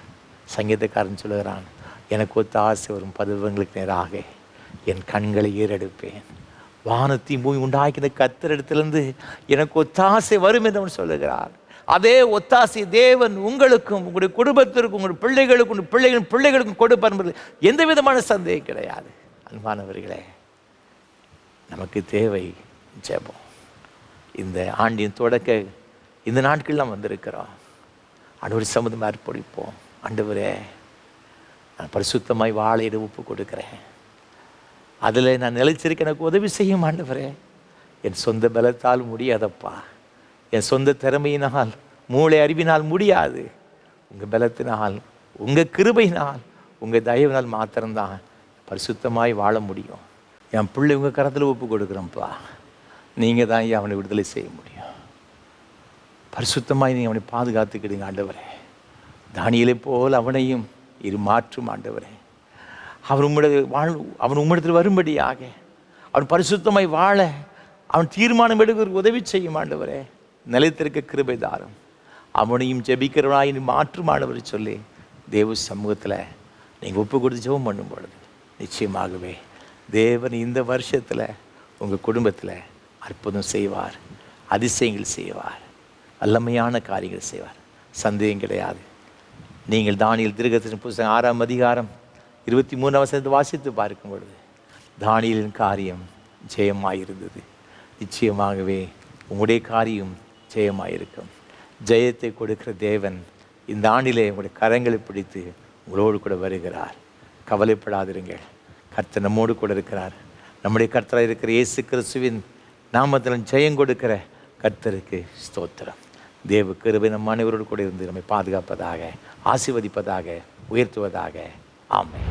அர்ப்பணிப்பின் பாடலாக கீதம் 507 கிறிஸ்துவ கீர்த்தனை 220 பாடுவோம். என்னை ஜீவபலியாய் ஒப்புவித்தேன், ஏற்றுக்கொள்ளும் இயேசுவே. கீதம் 507 கிறிஸ்துவ கீர்த்தனை 220 பாடுவோம்.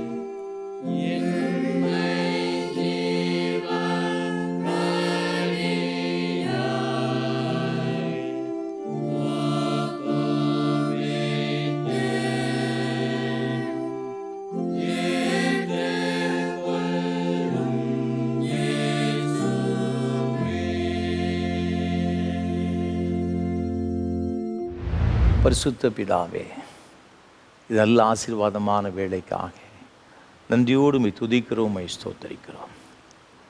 தானியேல் தீர்க்கதரிசி தன்னுடைய வாழ்க்கையில் எந்த சூழ்நிலையிலும் அது தேசத்தினுடைய அருவருப்புகளினால், விக்கிரகத்திற்கு படைக்கப்பட்ட பொருட்களினால் தன்னை தீட்டுப்படுத்தக்கூடாது என்பதில் எவ்வளவு தீவிரமாக இருந்தான். அதே போல சுவாமி, அவன் கடைசி மட்டும் அப்படிப்பட்டவனாக இருந்து அவருடைய காரியங்களெல்லாம் ஜெயமாக இருந்தது நாங்கள் வேதத்தில் பார்க்கிறோம் ஐயா. அவன் நல்ல வாழ்க்கைக்காக, ஒரு முன்மாதிரியான வாழ்க்கைக்காக கோடி ஸ்தோத்திரம் செலுத்துகிறோம், நன்றி செலுத்துகிறோம் ஐயா. அதே போல் இன்றைக்கும் அருமையான பிள்ளைகள், அநேக குடும்பங்கள் இருக்கிற வாலிப சகோதர சகோதரிகள் இப்படிப்பட்ட பாவ அடிமைத்தனத்தை சிக்கப்பட்டு வேதனையோடு கொண்டிருக்க அறிந்திருக்கிறீங்கப்பா. விடுதலை பெற வேண்டும் என்று விரும்புகிற அறிந்திருக்கிறேன் சுவாமி. ஆனால் விடுதலை பெற முடியாமல் தவித்துக் கொண்ட அநேக பிள்ளைகளுக்காக இப்படி சமூகத்தை நாங்கள் இப்பொழுது வருகிறோம். தயவாய் இரக்கம் செய்வீராக. குடிக்கு அடிமைப்பட்டிருக்கிற ஜனங்களுக்காக ஜெபிக்கிற சுவாமி. வேசித்தனத்துக்கு அடிமைப்பட்டிருக்கிற பிள்ளைகளுக்காக, தவறான வாழ்க்கை வாழ்ந்து கொண்டிருக்கிற பிள்ளைகளுக்காக, ஆண்டவரை சூதாட்டங்களுக்கு அடிமைப்பட்டிருக்கிற பிள்ளைகளுக்காக, போதை வஸ்துகளுக்கு குடிக்கு அடிமைப்பட்டிருக்கிற பிள்ளைகளுக்காக, கஞ்சா அபின் போன்ற பாவ பழக்க வழக்கம் அடிமைப்பட்டிருக்கிற பிள்ளைகளுக்காக ஜெபிக்கிறோம் ஐயா. அன்று அநேக பிள்ளைகள் சுவாமி இந்த வீடியோ கேம்னு சொல்லி மொபைலுக்கு அடிமைப்பட்டிருக்க ஏராளமான சின்ன பிள்ளைகள் கூட இருக்கிறாங்கப்பா. படித்து கொடுக்க அநேக இளம் பிள்ளைகள் இருக்கிறாங்க சுவாமி. ஆண்டவரே தயவாய் இறங்குவீராக. என் அன்பு பெற்றோர்களுடைய சமூகத்திலே அப்பா தன்னுடைய பிள்ளைகளுக்காய் கண்ணீர் வடிக்கிற அறிந்திருக்கிறீங்க. இந்த ஆண்டிலாவது என்னுடைய மகனுக்கு, என்னுடைய மகளுக்கு, என்னுடைய பேரனுக்கு, பேத்திக்கு ஒரு விடுதலை கிடைக்காதா என்று சொல்லி கண்ணீரோடு கூட சம்மதில் மன்றாடுகிற பிள்ளைகளுக்காக இப்போது நாங்கள் ஜெபிக்கிறோம். இயேசு கிறிஸ்துவின் நாமத்தினாலே ஒரு பிள்ளைகளுடைய வாழ்க்கையில் ஒரு விடுதலை உண்டாகட்டும் நாங்கள் ஜெபிக்கிறோம் ஐயா. கர்த்தருடைய ஆவியானவர் எங்கு உண்டோ அங்கு விடுதலை உண்டு என்று வசனம் சொல்லுகிறது. குமாரன் உங்களை விடுதலை ஆக்கினால் மெய்யாகவே விடுதலை ஆவீர்கள் சொன்னீங்களே சுவாமி. நீர்தாமே உமது பிள்ளைகள் ஒவ்வொருவரையும் இந்த பாவ அடிமைத்தனத்திலிருந்து விடுதலையாக்கி உமது பிள்ளைகளை சந்தோஷப்படுத்தும்படி ஜெபிக்கிறோம். ஒரு குட்டி பரலோகத்தை போல மாற்றுவீராக. நரகத்தை போல இருக்கிற வாழ்க்கை கர்த்தர் முற்றிலுமாய் மாற்றும்படியை ஜெபிக்கிறோம் சுவாமி. குடும்பத்தில் சமாதானத்தை இழந்து தவிக்கின்ற பிள்ளைகளுக்கு ஜெபிக்கிறோம். அநேக குடும்பங்கள் நிமித்தம் பிரிந்து போட ஒரு சூழ்நிலைகளப்பா, கணவன் மனைவிக்குள்ளாக அன்று கசப்பான நிலைமைகள் எல்லாம் மாறிட்டு நாங்கள் ஜெபிக்கிறோம் சுவாமி. பிள்ளைகளுடைய பாவ வாழ்க்கை நிமித்தமாக பெற்றோர்கள் நிம்மதியாக தூங்க முடியவில்லை, சாப்பிட முடியலப்பா. ஒரு நடைப்பணத்தை போல வாழ்ந்து கொண்டிருக்க அநேக பெற்றோர் இருக்கிறாங்க. இப்பொழுது கர்த்தருடைய வல்லமை இந்த பிள்ளைகள் மீது இந்த குடும்பத்தில் இறங்கட்டு நாங்கள் ஜெபிக்கிறோம். எந்தெந்த பாவ அடிமைத்தனத்தில் விழுந்திருக்க அந்த சங்கிலிகள் இயேசு கிறிஸ்துவின் நாமத்தில் இப்பொழுது முறிக்கப்படும்படி ஜெபிக்கிறோம். கல்வாரி சிலுவையிலே சாத்தானை ஆண்டவர் தன்னுடைய காலின் கீழ் போட்டு நசுக்கினார் சுவாமி. அவருடைய தலையை நசுக்கின அதே ஆண்டவருடைய நாமத்தின் வல்லமையினால் உமது பிள்ளைகளுடைய வாழ்க்கையில் ஒரு ஜெயத்தை கட்டளையிட வேண்டும் நாங்கள் ஜெபிக்கிறோம். இயேசு கிறிஸ்துவின் நாமத்தினால இந்த குடும்பத்தில் இந்த பிள்ளைகளுடைய வாழ்க்கையில் ஒரு ஜெயம் உண்டாகட்டும் நாங்கள் ஜெபிக்கிறோம் ஐயா. ஒவ்வொரு குடும்பத்தையும் கர்த்தர் ஆசீர்வதிப்பீராக. நீங்கள் அவ்வாறு செய்கிற தயவுக்காக உமக்கு ஸ்தோத்திரம் ஆண்டவரே. ஆண்டவரே சின்னஞ்சிறு பிள்ளைகளை ஆசீர்வதிங்கப்பா. என்னுடைய பிள்ளைகளை ஆண்டவரே உம்முடைய கரத்தில் அர்ப்பணித்து ஜெபிக்கிறோம். சிறு பிள்ளை எடுத்து அரவணைத்து அன்பின் கரத்தினால் என்னுடைய பிள்ளை அணைத்துக் கொள்வீராக. என்னுடைய பிள்ளைகளுடைய வாழ்க்கையில் காணப்படும் குறைபாடுகள் எல்லாம் ஆண்டவரே நீர் மாற்றுவீராக. நல்ல வளர்ச்சிகளை பிள்ளைகளுக்கு கொடுத்து பிள்ளைகளை ஆசீர்வதிக்கும்படி ஜெபிக்கிறோம். படிக்கிற பிள்ளைகளுக்கு நல்ல ஞானத்தை கொடுப்பீராக.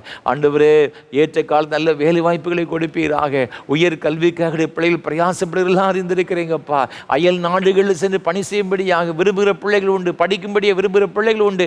ஒரு பிள்ளைகளை கர்த்தர் இரக்கம் பாராட்டும்படியே ஜெபிக்கிறோம். இரவு பகலாக நோக்கி கூப்பிடுகிற ஒவ்வொரு பிள்ளைகளுக்காக உடைய சமூகத்தில் வருகிறோம். கர்த்தாவே நீர் ஒரு அற்புதத்தை செய்யும்படியாக நாங்கள் ஜெபிக்கிறோம். புது பிள்ளைகளுடைய கண்ணீரெல்லாம் எங்கள் ஆண்டவர் துடைப்பீராக. திருமணத்திற்கு காத்திருக்கிற சகோதர சகோதரிகளுக்காக ஜெபிக்கிறோம் ஐயா. ஆண்டவரே வெகு காலங்கள் கடந்து போனதே, இந்த ஆண்டிலாவது இந்த முதல் மாதத்திலாவது என் பிள்ளைக்கு ஒரு நல்ல ஆண்டவர் வாழ்க்கை கிடைக்காத என்று சொல்லி கண்ணீரோடு ஏக்கத்தோடு புலம்பலோடு இருக்கின்ற அன்பு பெற்றோர்களுக்காக ஜெபிக்கின்றோம். அவருடைய கண்ணீரெல்லாம் எங்கள் ஆண்டவர் துடைக்கும்படியை ஜெபிக்கிறோம் ஐயா. அவருடைய கவலைகளை கர்த்தர் மாற்றுவீராக. கர்த்தர் அற்புதத்தை செய்வீராக சுவாமி. நீ அவர் செய்கிற தயவு தயவுக்காய் ஸ்தோத்திரம். ஆண்டவரே, திருமணமாகியும் குழந்தை இல்லை என்று சொல்லி கலக்கத்தோடு வேதனையோடு உம்முடைய சமூகத்தில் பார்த்து கொண்டிருக்கிற அன்பு தம்பதிகளுக்காய் ஜெபிக்கிறோம் சுவாமி. நெடுங்காலமாய் காத்திருக்கிற இதயத்தை இழைக்க பண்ணுன்னு சொல்லப்பட்டு இருக்கிறதே, சோர்ந்து போனவருக்கு இந்த பிள்ளையுடைய வாழ்க்கையில் விரும்பின காரியங்கள் கைகூட வர செய்வீராக. கற்பத்தின் கனியுமது பிள்ளையுடைய வாழ்க்கையில் கட்டளை இடுவீராக. இயேசுவின் நாமத்தினால் ஒரு அற்புதம் நடக்கட்டும் நாங்கள் ஜெபிக்கின்றோம். எவ்வாறு செய்கிற தயவுக்காய் ஸ்தோத்திரம். பேறுகால நிலைமையிருக்கிற சகோதரிகளுக்காய் ஜெபிக்கிறோம். கற்பத்தின் கனி போரிடப்படுது சுகப்பிரசவத்தை கட்டளையிடுவீராக. பயங்கள் தீர்கள் மாறட்டும் இயேசுவின் நாமத்தினாலே. அற்புதம் நடக்கட்டும் இயேசுவின் நாமத்தினாலே. ஒவ்வொரு வாழ்க்கையில் அற்புதம் நடக்கட்டும் ஐயா. ஆண்டவரே, உமக்கு ஸ்தோத்திரம். நீ செய்கிற தயவுக்காய் ஸ்தோத்திரம். வயோதிப நிலைமையிருக்கிற அருமையான பெற்றோர்களுக்காக நாங்கள் ஜெபிக்கிறோம் சுவாமி. ஆண்டவரே, இந்த வயதான காலத்தில் யாருமே எனக்கு துணையில்னு சொல்லி கலங்குகிற பிள்ளைகள் உண்டு. அவருடைய கலக்கங்களெல்லாம் கர்த்தர் மாற்றுங்க சுவாமி. ஆண்டவரே, இந்த வயோதிப காலத்திலும் கர்த்தரே உமது பிள்ளைகளை தாங்குவீராக. அவளை பலப்படுத்துவீராக, அவளை சிறப்படுத்துவீராக. பலவீனத்தில் பலன் தரும்படியாய் ஜெபிக்கிறோம் ஐயா. நல்ல சுகத்தையும் பலத்தையும் நீடித்த சுகவாழ்வு கொடுப்பீராக. அடிக்கடி ஏற்படுகின்ற மன சோர்வுகளிலிருந்து ஆண்டவரே ஒரு விடுதலையை கொடுப்பீராக. மன சமாதானத்தினாலும் உடைய ஆறுதலினாலும் உடைய பிரசனத்தினாலும் அவரை நிரப்பும்படியாய் நாங்கள் ஜெபிக்கிறோம் ஐயா. தகப்பனே, வியாதினால் கஷ்டப்படுகிற பிள்ளைகளுக்காக ஜெபிக்கிறோம். என்னென்ன வியாதினால் முது பிள்ளைகள் வேதனைப்பட்டு கொண்டிருக்கிறார்கள், எல்லா வேதனைகளில் இருந்தும் எல்லா வியாதிகளில் இருந்தும் முது பிள்ளைகளுக்கு பரிபூரணமான விடுதலையை கொடுத்து கர்த்தர் ஆசீர்வதிக்கும்படியை ஜெபிக்கிறோம் ஐயா. ஆண்டவரே, மருத்துவரால் கூடாத காரியங்கள் எல்லாம் தேவனால் கூடும் என்று சொல்லப்பட்டு இருக்கிறது. உண்மையே நம்பியிருக்கிற பிள்ளையுடைய வாழ்க்கையில் ஒரு அற்புதத்தை ஆண்டவர் செய்யும்படியை ஜெபிக்கிறோம். நீங்கள் அவ்வாறு செய்கிற தயவுக்காக கோடா கோடி ஸ்தோத்திரம், கோடா கோடி ஸ்தோத்திரம் ஐயா. பொருளாதார பிரச்சனையினால ஆண்டவர் கடன் பிரச்சனையினால வேதனைப்படுகிற பிள்ளைகளுக்காக ஜெபிக்கிறோம் ஐயா. இந்த கடன் பிரச்சனை எல்லாம் மாறட்டும் ஐயா. வீடு கட்டும்படியாக பிரயாசப்பட்டு அது கைகூடி வராதனால மிகுந்த சோர்வோடு இருக்கிற பிள்ளைகளுக்காக ஜெபிக்கிறோம் ஐயா. அந்த பிள்ளையுடைய வாழ்க்கையில் கர்த்தர் வீட்டை கட்டி கொடுப்பீராக. ஆண்டவரே, உமக்கு ஸ்தோத்திரம் ஐயா. நியாயமாய் உம்முடைய பிள்ளைகளுக்கு வர வேண்டிய அநேக நன்மைகள் தடைப்பட்டு அறிந்திருக்கிறேன். இந்த ஆண்டிலே இயேசு கிறிஸ்துவின் நாமத்தினால அந்த தடைகளெல்லாம் நீங்கும்படி அங்கு ஜெபிக்கிறோம் ஐயா. அவருடைய சொந்த நிலங்கள் ஏற்பட்டிருக்கின்ற பிரச்சனைகள் ஐயா, ஆண்டவரே, அரசாங்கத்தில் வர வேண்டிய நன்மைகள் தடைப்பட்டிருக்க அறிந்திருக்கிறேன். அந்த பிரச்சனை மாறிட்டு அங்கு ஜெபிக்கிறோம் ஐயா. ஆண்டு கோர்ட்டு கேஸ் என்று ஒரு குறிப்பிட்ட காரியத்தில் அலைந்து கொண்டிருக்கிற பிள்ளைகளுக்கு ஜெபிக்கிறோம். அவைகள் எல்லாவற்றும் நமது பிள்ளைகளுக்கு ஒரு சாதகமான முடிவை கர்த்தர் கட்டளையிட வேண்டும் என்று இயேசு கிறிஸ்துவின் நாமத்தில் நாங்கள் ஜெபிக்கிறோம் ஐயா. ஒவ்வொரு பிள்ளைகளுடைய கண்ணீரையும் ஆண்டவர் துடைக்கும்படியாய் ஜெபிக்கிறோம் ஐயா. தகப்பனே, உமக்கு ஸ்தோத்திரம். ஏழைகள், எளியவர்கள், திக்கற்றவர்கள், அனாதைகள், விதவைகள், கைவிடப்பட்டவர்கள் ஒவ்வொருவருக்காக ஜெபிக்கிறோம். ஒவ்வொருவரையும் கர்த்தர் கண்ணோக்கி பார்ப்பீராக. முது பிள்ளைகள் செய்கின்ற வேலைகள் அது சிறியதாக இருந்தாலும் பெரியதாக இருந்தாலும் அதை ஒரு நிறைவான ஆசீர்வாதத்தையும் ஆண்டவரே சந்தோஷத்தையும் மகிழ்ச்சியும் திருப்தியை கர்த்தர் கட்டளையிடும்படியாக நாங்கள் ஜெபிக்கிறோம் ஐயா. ஆண்டவரே, தொழிலில் ஏற்பட்ட நஷ்டத்தின் மூலமாக மிகுந்த சோர்வோடு இருக்கிற பிள்ளைகளுக்கு ஜெபிக்கிறோம். அதெல்லாம் கர்த்தர் முற்றிலுமை மாற்றும்படியாக ஜெபிக்கிறோம். நீ செய்கிற தயவுக்காக உமக்கு ஸ்தோத்திரம் ஐயா. ஆண்டவரே, இப்பொழுது இந்த ஊழியங்களுக்கு பல வகையில் உதவி செய்கிற எல்லா உடைய பிள்ளைகளுக்காக நன்றி செலுத்துகிறோம் ஐயா. அந்த சின்ன சின்ன உதவி செய்கிற எல்லாருக்காய் ஸ்தோத்திரம் ஐயா. ஒவ்வொருவரையும் ஆசீர்வதியும். இதனுடைய பலனை இம்மையிலும் மறுமையிலும் ஆயிரமை பெற்றுக்கொள்ள ஆண்டவரே நீர் உதவி செய்ய வேண்டும் நாங்கள் ஜெபிக்கிறோம் ஐயா. விசேஷமாக இந்த ஆராதனை வேளை தாங்க முன்வந்த கோயம்புத்தூரை சார்ந்த அருமையான குடும்பத்தின் பிள்ளைகளுக்காக நன்றி செலுத்துகிறோம் ஐயா. அருமையான முதடியார் டாக்டர் டி பெனிட்டோ ஜான்சன் அவர்களுக்காக நன்றி செலுத்துகிறோம் ஐயா. அவருடைய அன்புக்குரிய துணைவியார் திருமதி ஜாஸ்மின் நிர்மலா அம்மாவுக்காக ஸ்தோத்திரம் செலுத்துகிறோம் ஐயா. ஆண்டவரே, நேசிக்கிற இந்த அருமையான குடும்பத்திற்கு விசேஷமாக ஜெபிக்கிறோம் ஐயா. ஆண்டவருடைய கிருபையும் ஆசீர்வாதமும் சமாதானமும் ஆரோக்கியமும் உங்களுடைய பிள்ளைகளோடு கூட எப்பொழுதும் நிலைத்திருக்கும்படி அங்கே ஜெபிக்கிறோம் ஐயா. நீ உன் பிள்ளைகளையும் இஸ்ரவேலுக்கு உன சமாதானத்தை காண்பா என்ற வார்த்தையின்படியே ஆண்டவர் சந்ததியெல்லாம் நமக்கு நன்றி செலுத்த பாக்கியத்தை கொடுத்து ஆசீர்வதிப்பீராக. அவருடைய எல்லா தேவைகளையும் கற்று சந்தித்து நடத்தும்படியாக நாங்கள் ஜெபிக்கிறோம் ஐயா. கொடுத்த அன்பு மகனுக்காக, அன்பு சகோதரர் ஜெஃபர்சனுக்காக நன்றி செலுத்துகிறோம். இது அவர் கொடுத்த அருமையான துணைவியாருக்காக திருமதி அஸ்மதா ஜெஃபர்சனுக்காக நன்றி செலுத்துகிறோம் சுவாமி. அருமையான தம்பதிகளை கர்த்தர் ஆசீர்வதிங்கப்பா. அவருடைய குடும்ப வாழ்வில் கர்த்தருடைய ஆசீர்வாதம் நிறைவாய் தங்கியிருக்கும்படி அங்கு ஜெபிக்கிறோம். ஒரு யோசுவாவின் குடும்பத்தை போல் உங்கள் ஆசீர்வதிக்கப்பட்ட ஒரு குடும்பத்தை திகழ கிருபை தருவீராக. நீங்கள் கொடுத்த அன்பு குழந்தைக்காக நன்றி செலுத்துகிறோம் ஐயா. ஜெயடன்சனுக்காக ஸ்தோத்திரம் செலுத்துகிறோம் சுவாமி. இந்த நாளிலும் தன்னுடைய முதல் பிறந்த நாளை காடுபடியாக நீர் கொடுத்த எல்லா கிருபைகளுக்காக கொடா கொடி ஸ்தோத்திரம் ஐயா. கற்பத்தின் கனி உம்மால் கிடைத்த ஒரு பெரிய ஒரு சுதந்திரம் ஐயா. நீ தருகிற ஒரு ஆசீர்வாதம் சுவாமி. இந்த குடும்பத்திற்கு நீர் கட்டளையிட்டீரே உமக்கு ஸ்தோத்திரம் ஐயா. இந்த குழந்தை ஆவி ஆத்மா சரீரத்தில் ஆசீர்வதிக்கப்பட்ட ஒரு குழந்தையாக, எல்லா நன்மைகள் நிரப்பப்பட்ட ஒரு குழந்தையாக வருங்காலத்தில் இப்படி வசனத்தை பிடித்து கூட சுடராய் பிரகாசிக்கும்படியாக தேவ கருவி பிள்ளையோடு கூட இருக்கும்படி நாங்கள் ஜெபிக்கிறோம் ஐயா. நீங்கள் அவ்வாறு செய்ய தயவுக்காக ஸ்தோத்திரம். முழு குடும்பத்தையும் ஆசீர்வதியும். நாங்கள் நினைப்பதற்கும் விரும்புகிறதற்கும் வேண்டி கொள்கிறதற்கு அதிகமாய் கிரியைச்சல் வல்லமின்படி கர்த்தர் பெரிய காரியங்களை ஒவ்வொரு வாழ்க்கையில் கட்டளையிடுவீராக. ஆசீர்வதியும் உடைய நாமத்தை மையப்படுத்தும். ஆண்டவர் இயேசு கிறிஸ்துவின் மூலம் ஜெபிக்கிறோம் பரிசுத்த பிதாவே.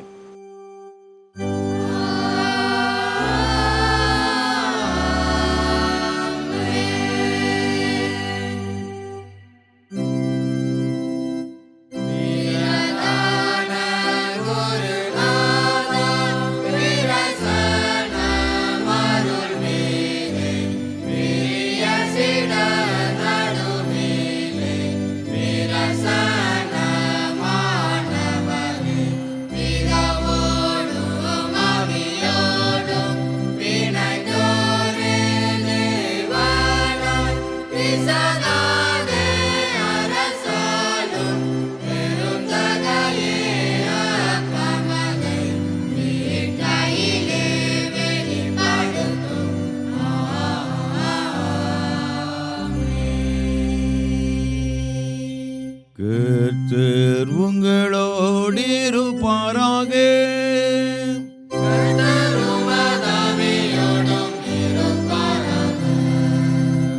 உங்கள் இதயத்தை உயர்த்திடுங்கள்.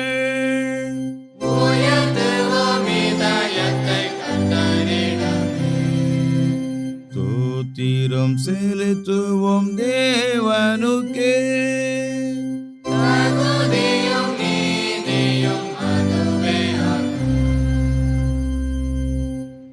கர்த்தாவே, பரிசுத்த பிதாவே, சர்வ வல்லமையுள்ள நித்திய தேவனே, நாங்கள் எக்காலத்திலும் எவ்விடத்திலும் உமக்கு தோத்திரம் செலுத்துகிறது தகுதியும் நீதியும் எங்களுக்கு விசேஷித்த கடமையுமாயிருக்கிறது.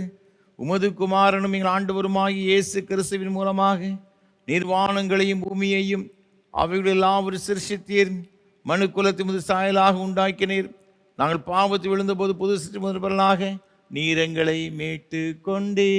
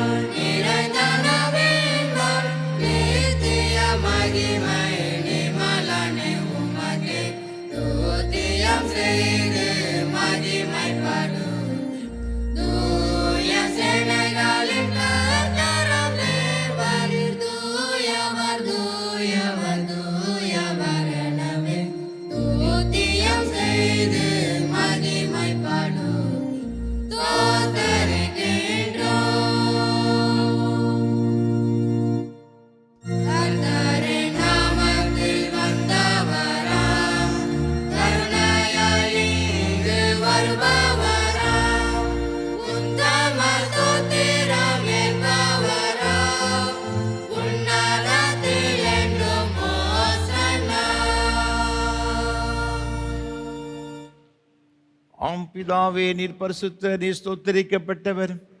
தேவரின் மனிதர் உருக்கமாக அன்பு கூர்ந்து முதுவரே பேரான குமாரனாகி இயேசு கிறிஸ்து எங்கள் தன்மையை தரித்துக் கொள்ளவும் சிலுவையில் மரித்து எங்களை மீட்டுக் கொள்ளவும் ஒரு தந்தலினரே. அவர் சிலுவையில் ஒரே தரம் தம்மை தாமே ஏகபலியாக ஒப்பு கொடுத்து சர்வலோகத்தின் பாவங்களையும் நிவர்த்தி செய்கிறதற்கு நிறைவும் பூரணம் போதுமான பலியையும் காணிக்கையையும் பரிகாரத்தையும் செலுத்ததும் அல்லாமல் தமது அருமையான மரணத்தை என்றைக்கும் நினைப்பூட்ட ஞாபகத்தை நியமித்து தாம் திரும்ப வரும்பளவும் நாங்கள் அதை அனுசரித்து வரும்படி தமது பரிசுத்த சுவிசேஷத்தில் கட்டளையிட்டிருக்கிறாரே. இயேசு தாம் காட்டி கொடுக்கப்பட்ட அன்று ராத்திரியிலே அப்பத்தை எடுத்து ஸ்தோத்திரம் பண்ணி அதை பிட்டு சீசருக்கு கொடுத்து எல்லாரும் வாங்கி புசியுங்கள், இது உங்களுக்கு கொடுக்கப்படுகிற என்னுடைய சரீரம்.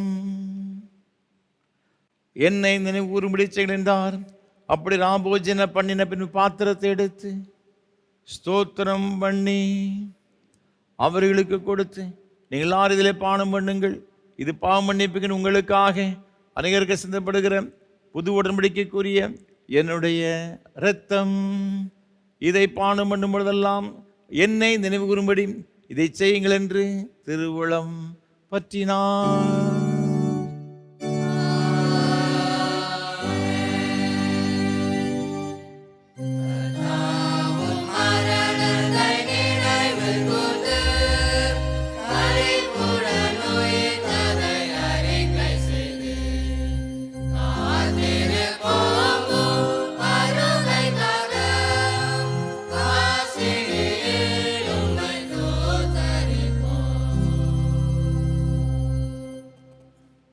ஆதலால் பிதாவே, முதுகுமாரனாகிய ஆண்டவரின் அருமையான பாடுகளையும் மரணத்தையும் மகிமையான உயிர்த்தெழுதலையும் பரமேறுதலை நினைவு கூர்ந்து முது அடியார்களாகிய நாங்களுடைய கட்டளையின்படியே அவர் வருகை எதிர்நோக்கிறவர்களாக இதை செய்கிறோம். அவரில் நீர் எங்களுக்காக நிறைவேற்றின பூரண மீட்புக்காக உமக்கு நன்றி செலுத்துகிறோம்.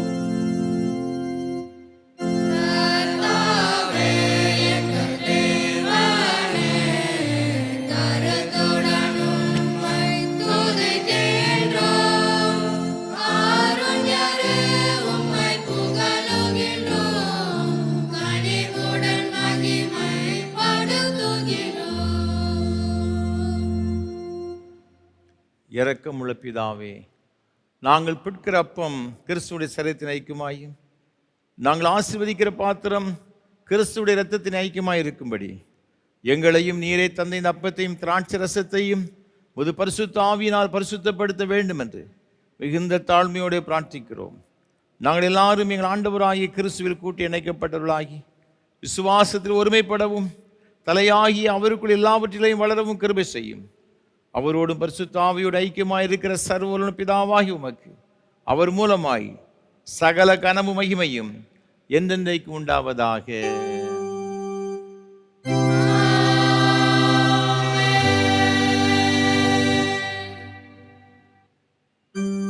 பரமண்டலங்கள் இருக்கிற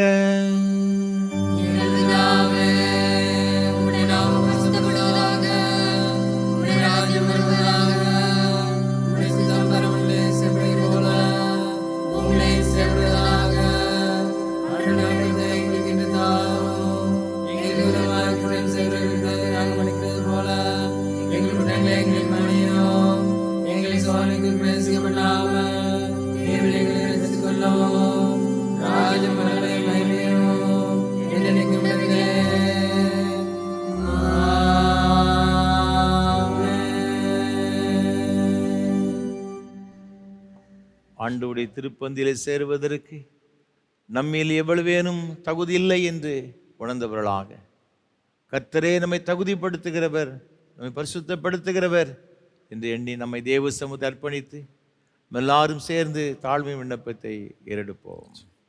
இரக்கமுள்ள கர்த்தாவே, இரக்கமுள்ள கர்த்தாவே, எங்கள் சுயநீதியை நம்பி நாங்கள் உம்முடைய பந்தியில் துணியாமல் தேவர்களுடைய இரக்கத்தையே நம்பி சேருகிறோம்.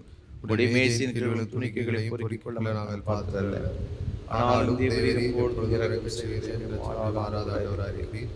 ஆகையால் கிருபை உள்ள கர்த்தாவே, அருமையான குமாரனாகிய இயேசு கிறிஸ்துவின் மிதையாத சரீரத்தாலும் இரத்தத்தாலும் எங்கள் பாவமுள்ள சரீரம் ஆத்மாவும் சுத்தமாய் எப்பொழுதும் நாங்கள் அவர்களுக்கும் வாசமாய் இருக்கிறோம்.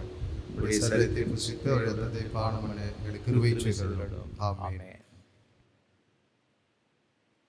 நாம் பிற்கிறப்பம் கிறிஸ்துவின் சரீரத்தின் ஐக்கியமா இருக்கிறது அல்லவா?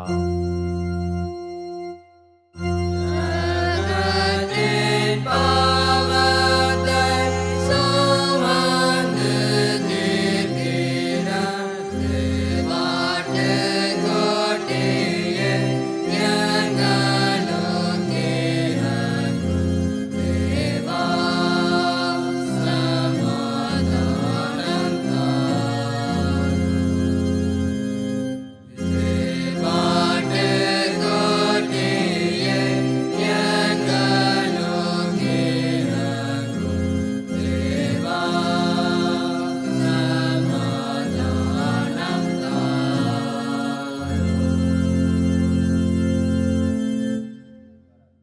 கிறிஸ்துவின் சரீரமும் இரத்தமுமாகி சாக்கிரந்த விசுவாசத்தினை பெற்றுக்கொண்டவர்களாகி நாம் அவருக்கு தோத்திரம் செலுத்துவோமாக. யாவரும் சேர்ந்து சொல்லுவோம். சர்வ வல்லமையுள்ள கடவுளே, சர்வ வல்லமையுள்ள கடவுளே, பரமபிதாவே, நேசகுமாரனும் ஆண்டவருமாகிய இயேசு கிறிஸ்துவுக்குள் எங்களை உமது பிள்ளைகளாக ஏற்றுக்கொண்டு உடைய விலைமதியாத திரு சரீரமும் இரத்தமுமாகிய ஞான ஆகாரத்தால் எங்களை திருப்தியாக்கியிருக்கிறேன். எங்கள் பாவங்களை மன்னித்து என்றும் உள்ள வாழ்வை எங்களுக்கு வாக்கு பண்ணியிருக்கிறேன். அளவிடப்படாத அந்த நன்மைகளுக்காக உம்மை ஸ்தோத்திரிக்கிறோம்.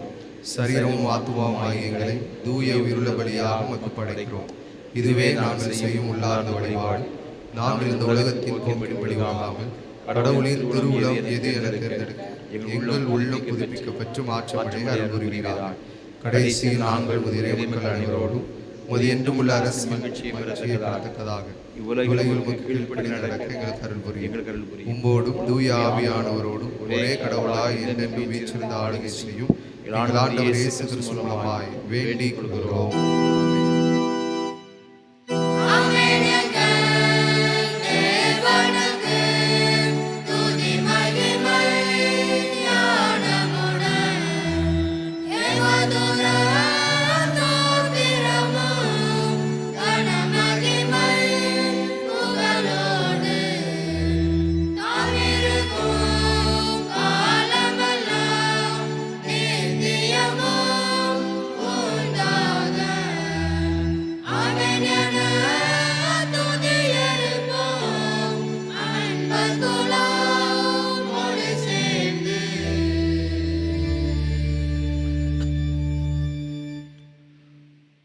எல்லா புத்திக்கு மேலான தேவ சமாதானங்களோடு கூட இருந்து நீங்கள் தேவனையும் அவருடைய குமாரன் ஆகிய நாதர் இயேசு கிறிஸ்து பற்றி அறிகிற அறிவிலும் அன்பில் நிலைத்திருக்கும்படி உங்கள் இதயத்தை சிதை காக்கிடுவது பிதா குமாரன் பரிசுத்த ஆவியாகிய சர்வ வல்லமையுள்ள தேவனுடைய ஆசீர்வாதங்களோடு கூட இருந்து இன்றும் என்றும் சதா காலங்களிலும் உங்களோடு நிலைத்திருக்க கடவது.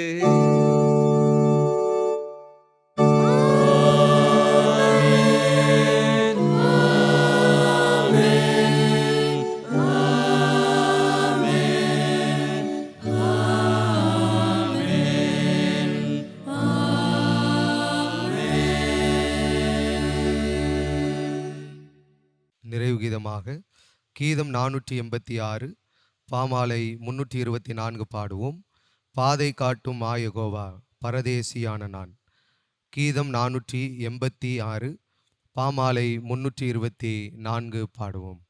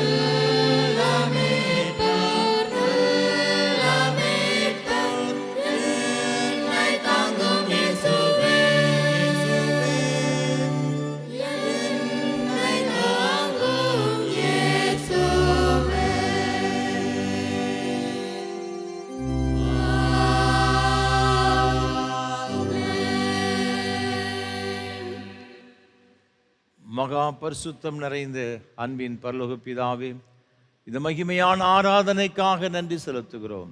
மெய்யாகவே எங்கள் மத்தியில் எழுந்தருளி உம்முடைய பிரசன்னத்தால் நிறைத்து எங்கள் ஒவ்வொருவரையும் ஆசீர்வதித்தீரே ஸ்தோத்திரம். தொடர்ந்து வரும் நாட்கள் முழுவதும் உம்முடைய கிருபை எங்களோடு கூட இருந்து வழி நடத்துவதாக மீட்பர் இயேசு கிறிஸ்துவின் மூலமாக ஜெபிக்கிறோம் பரிசுத்த பிதாவே. கர்த்தங்களோடு இருப்பாராக. தேவ சமாதானத்தோடு சென்று வாருங்கள்.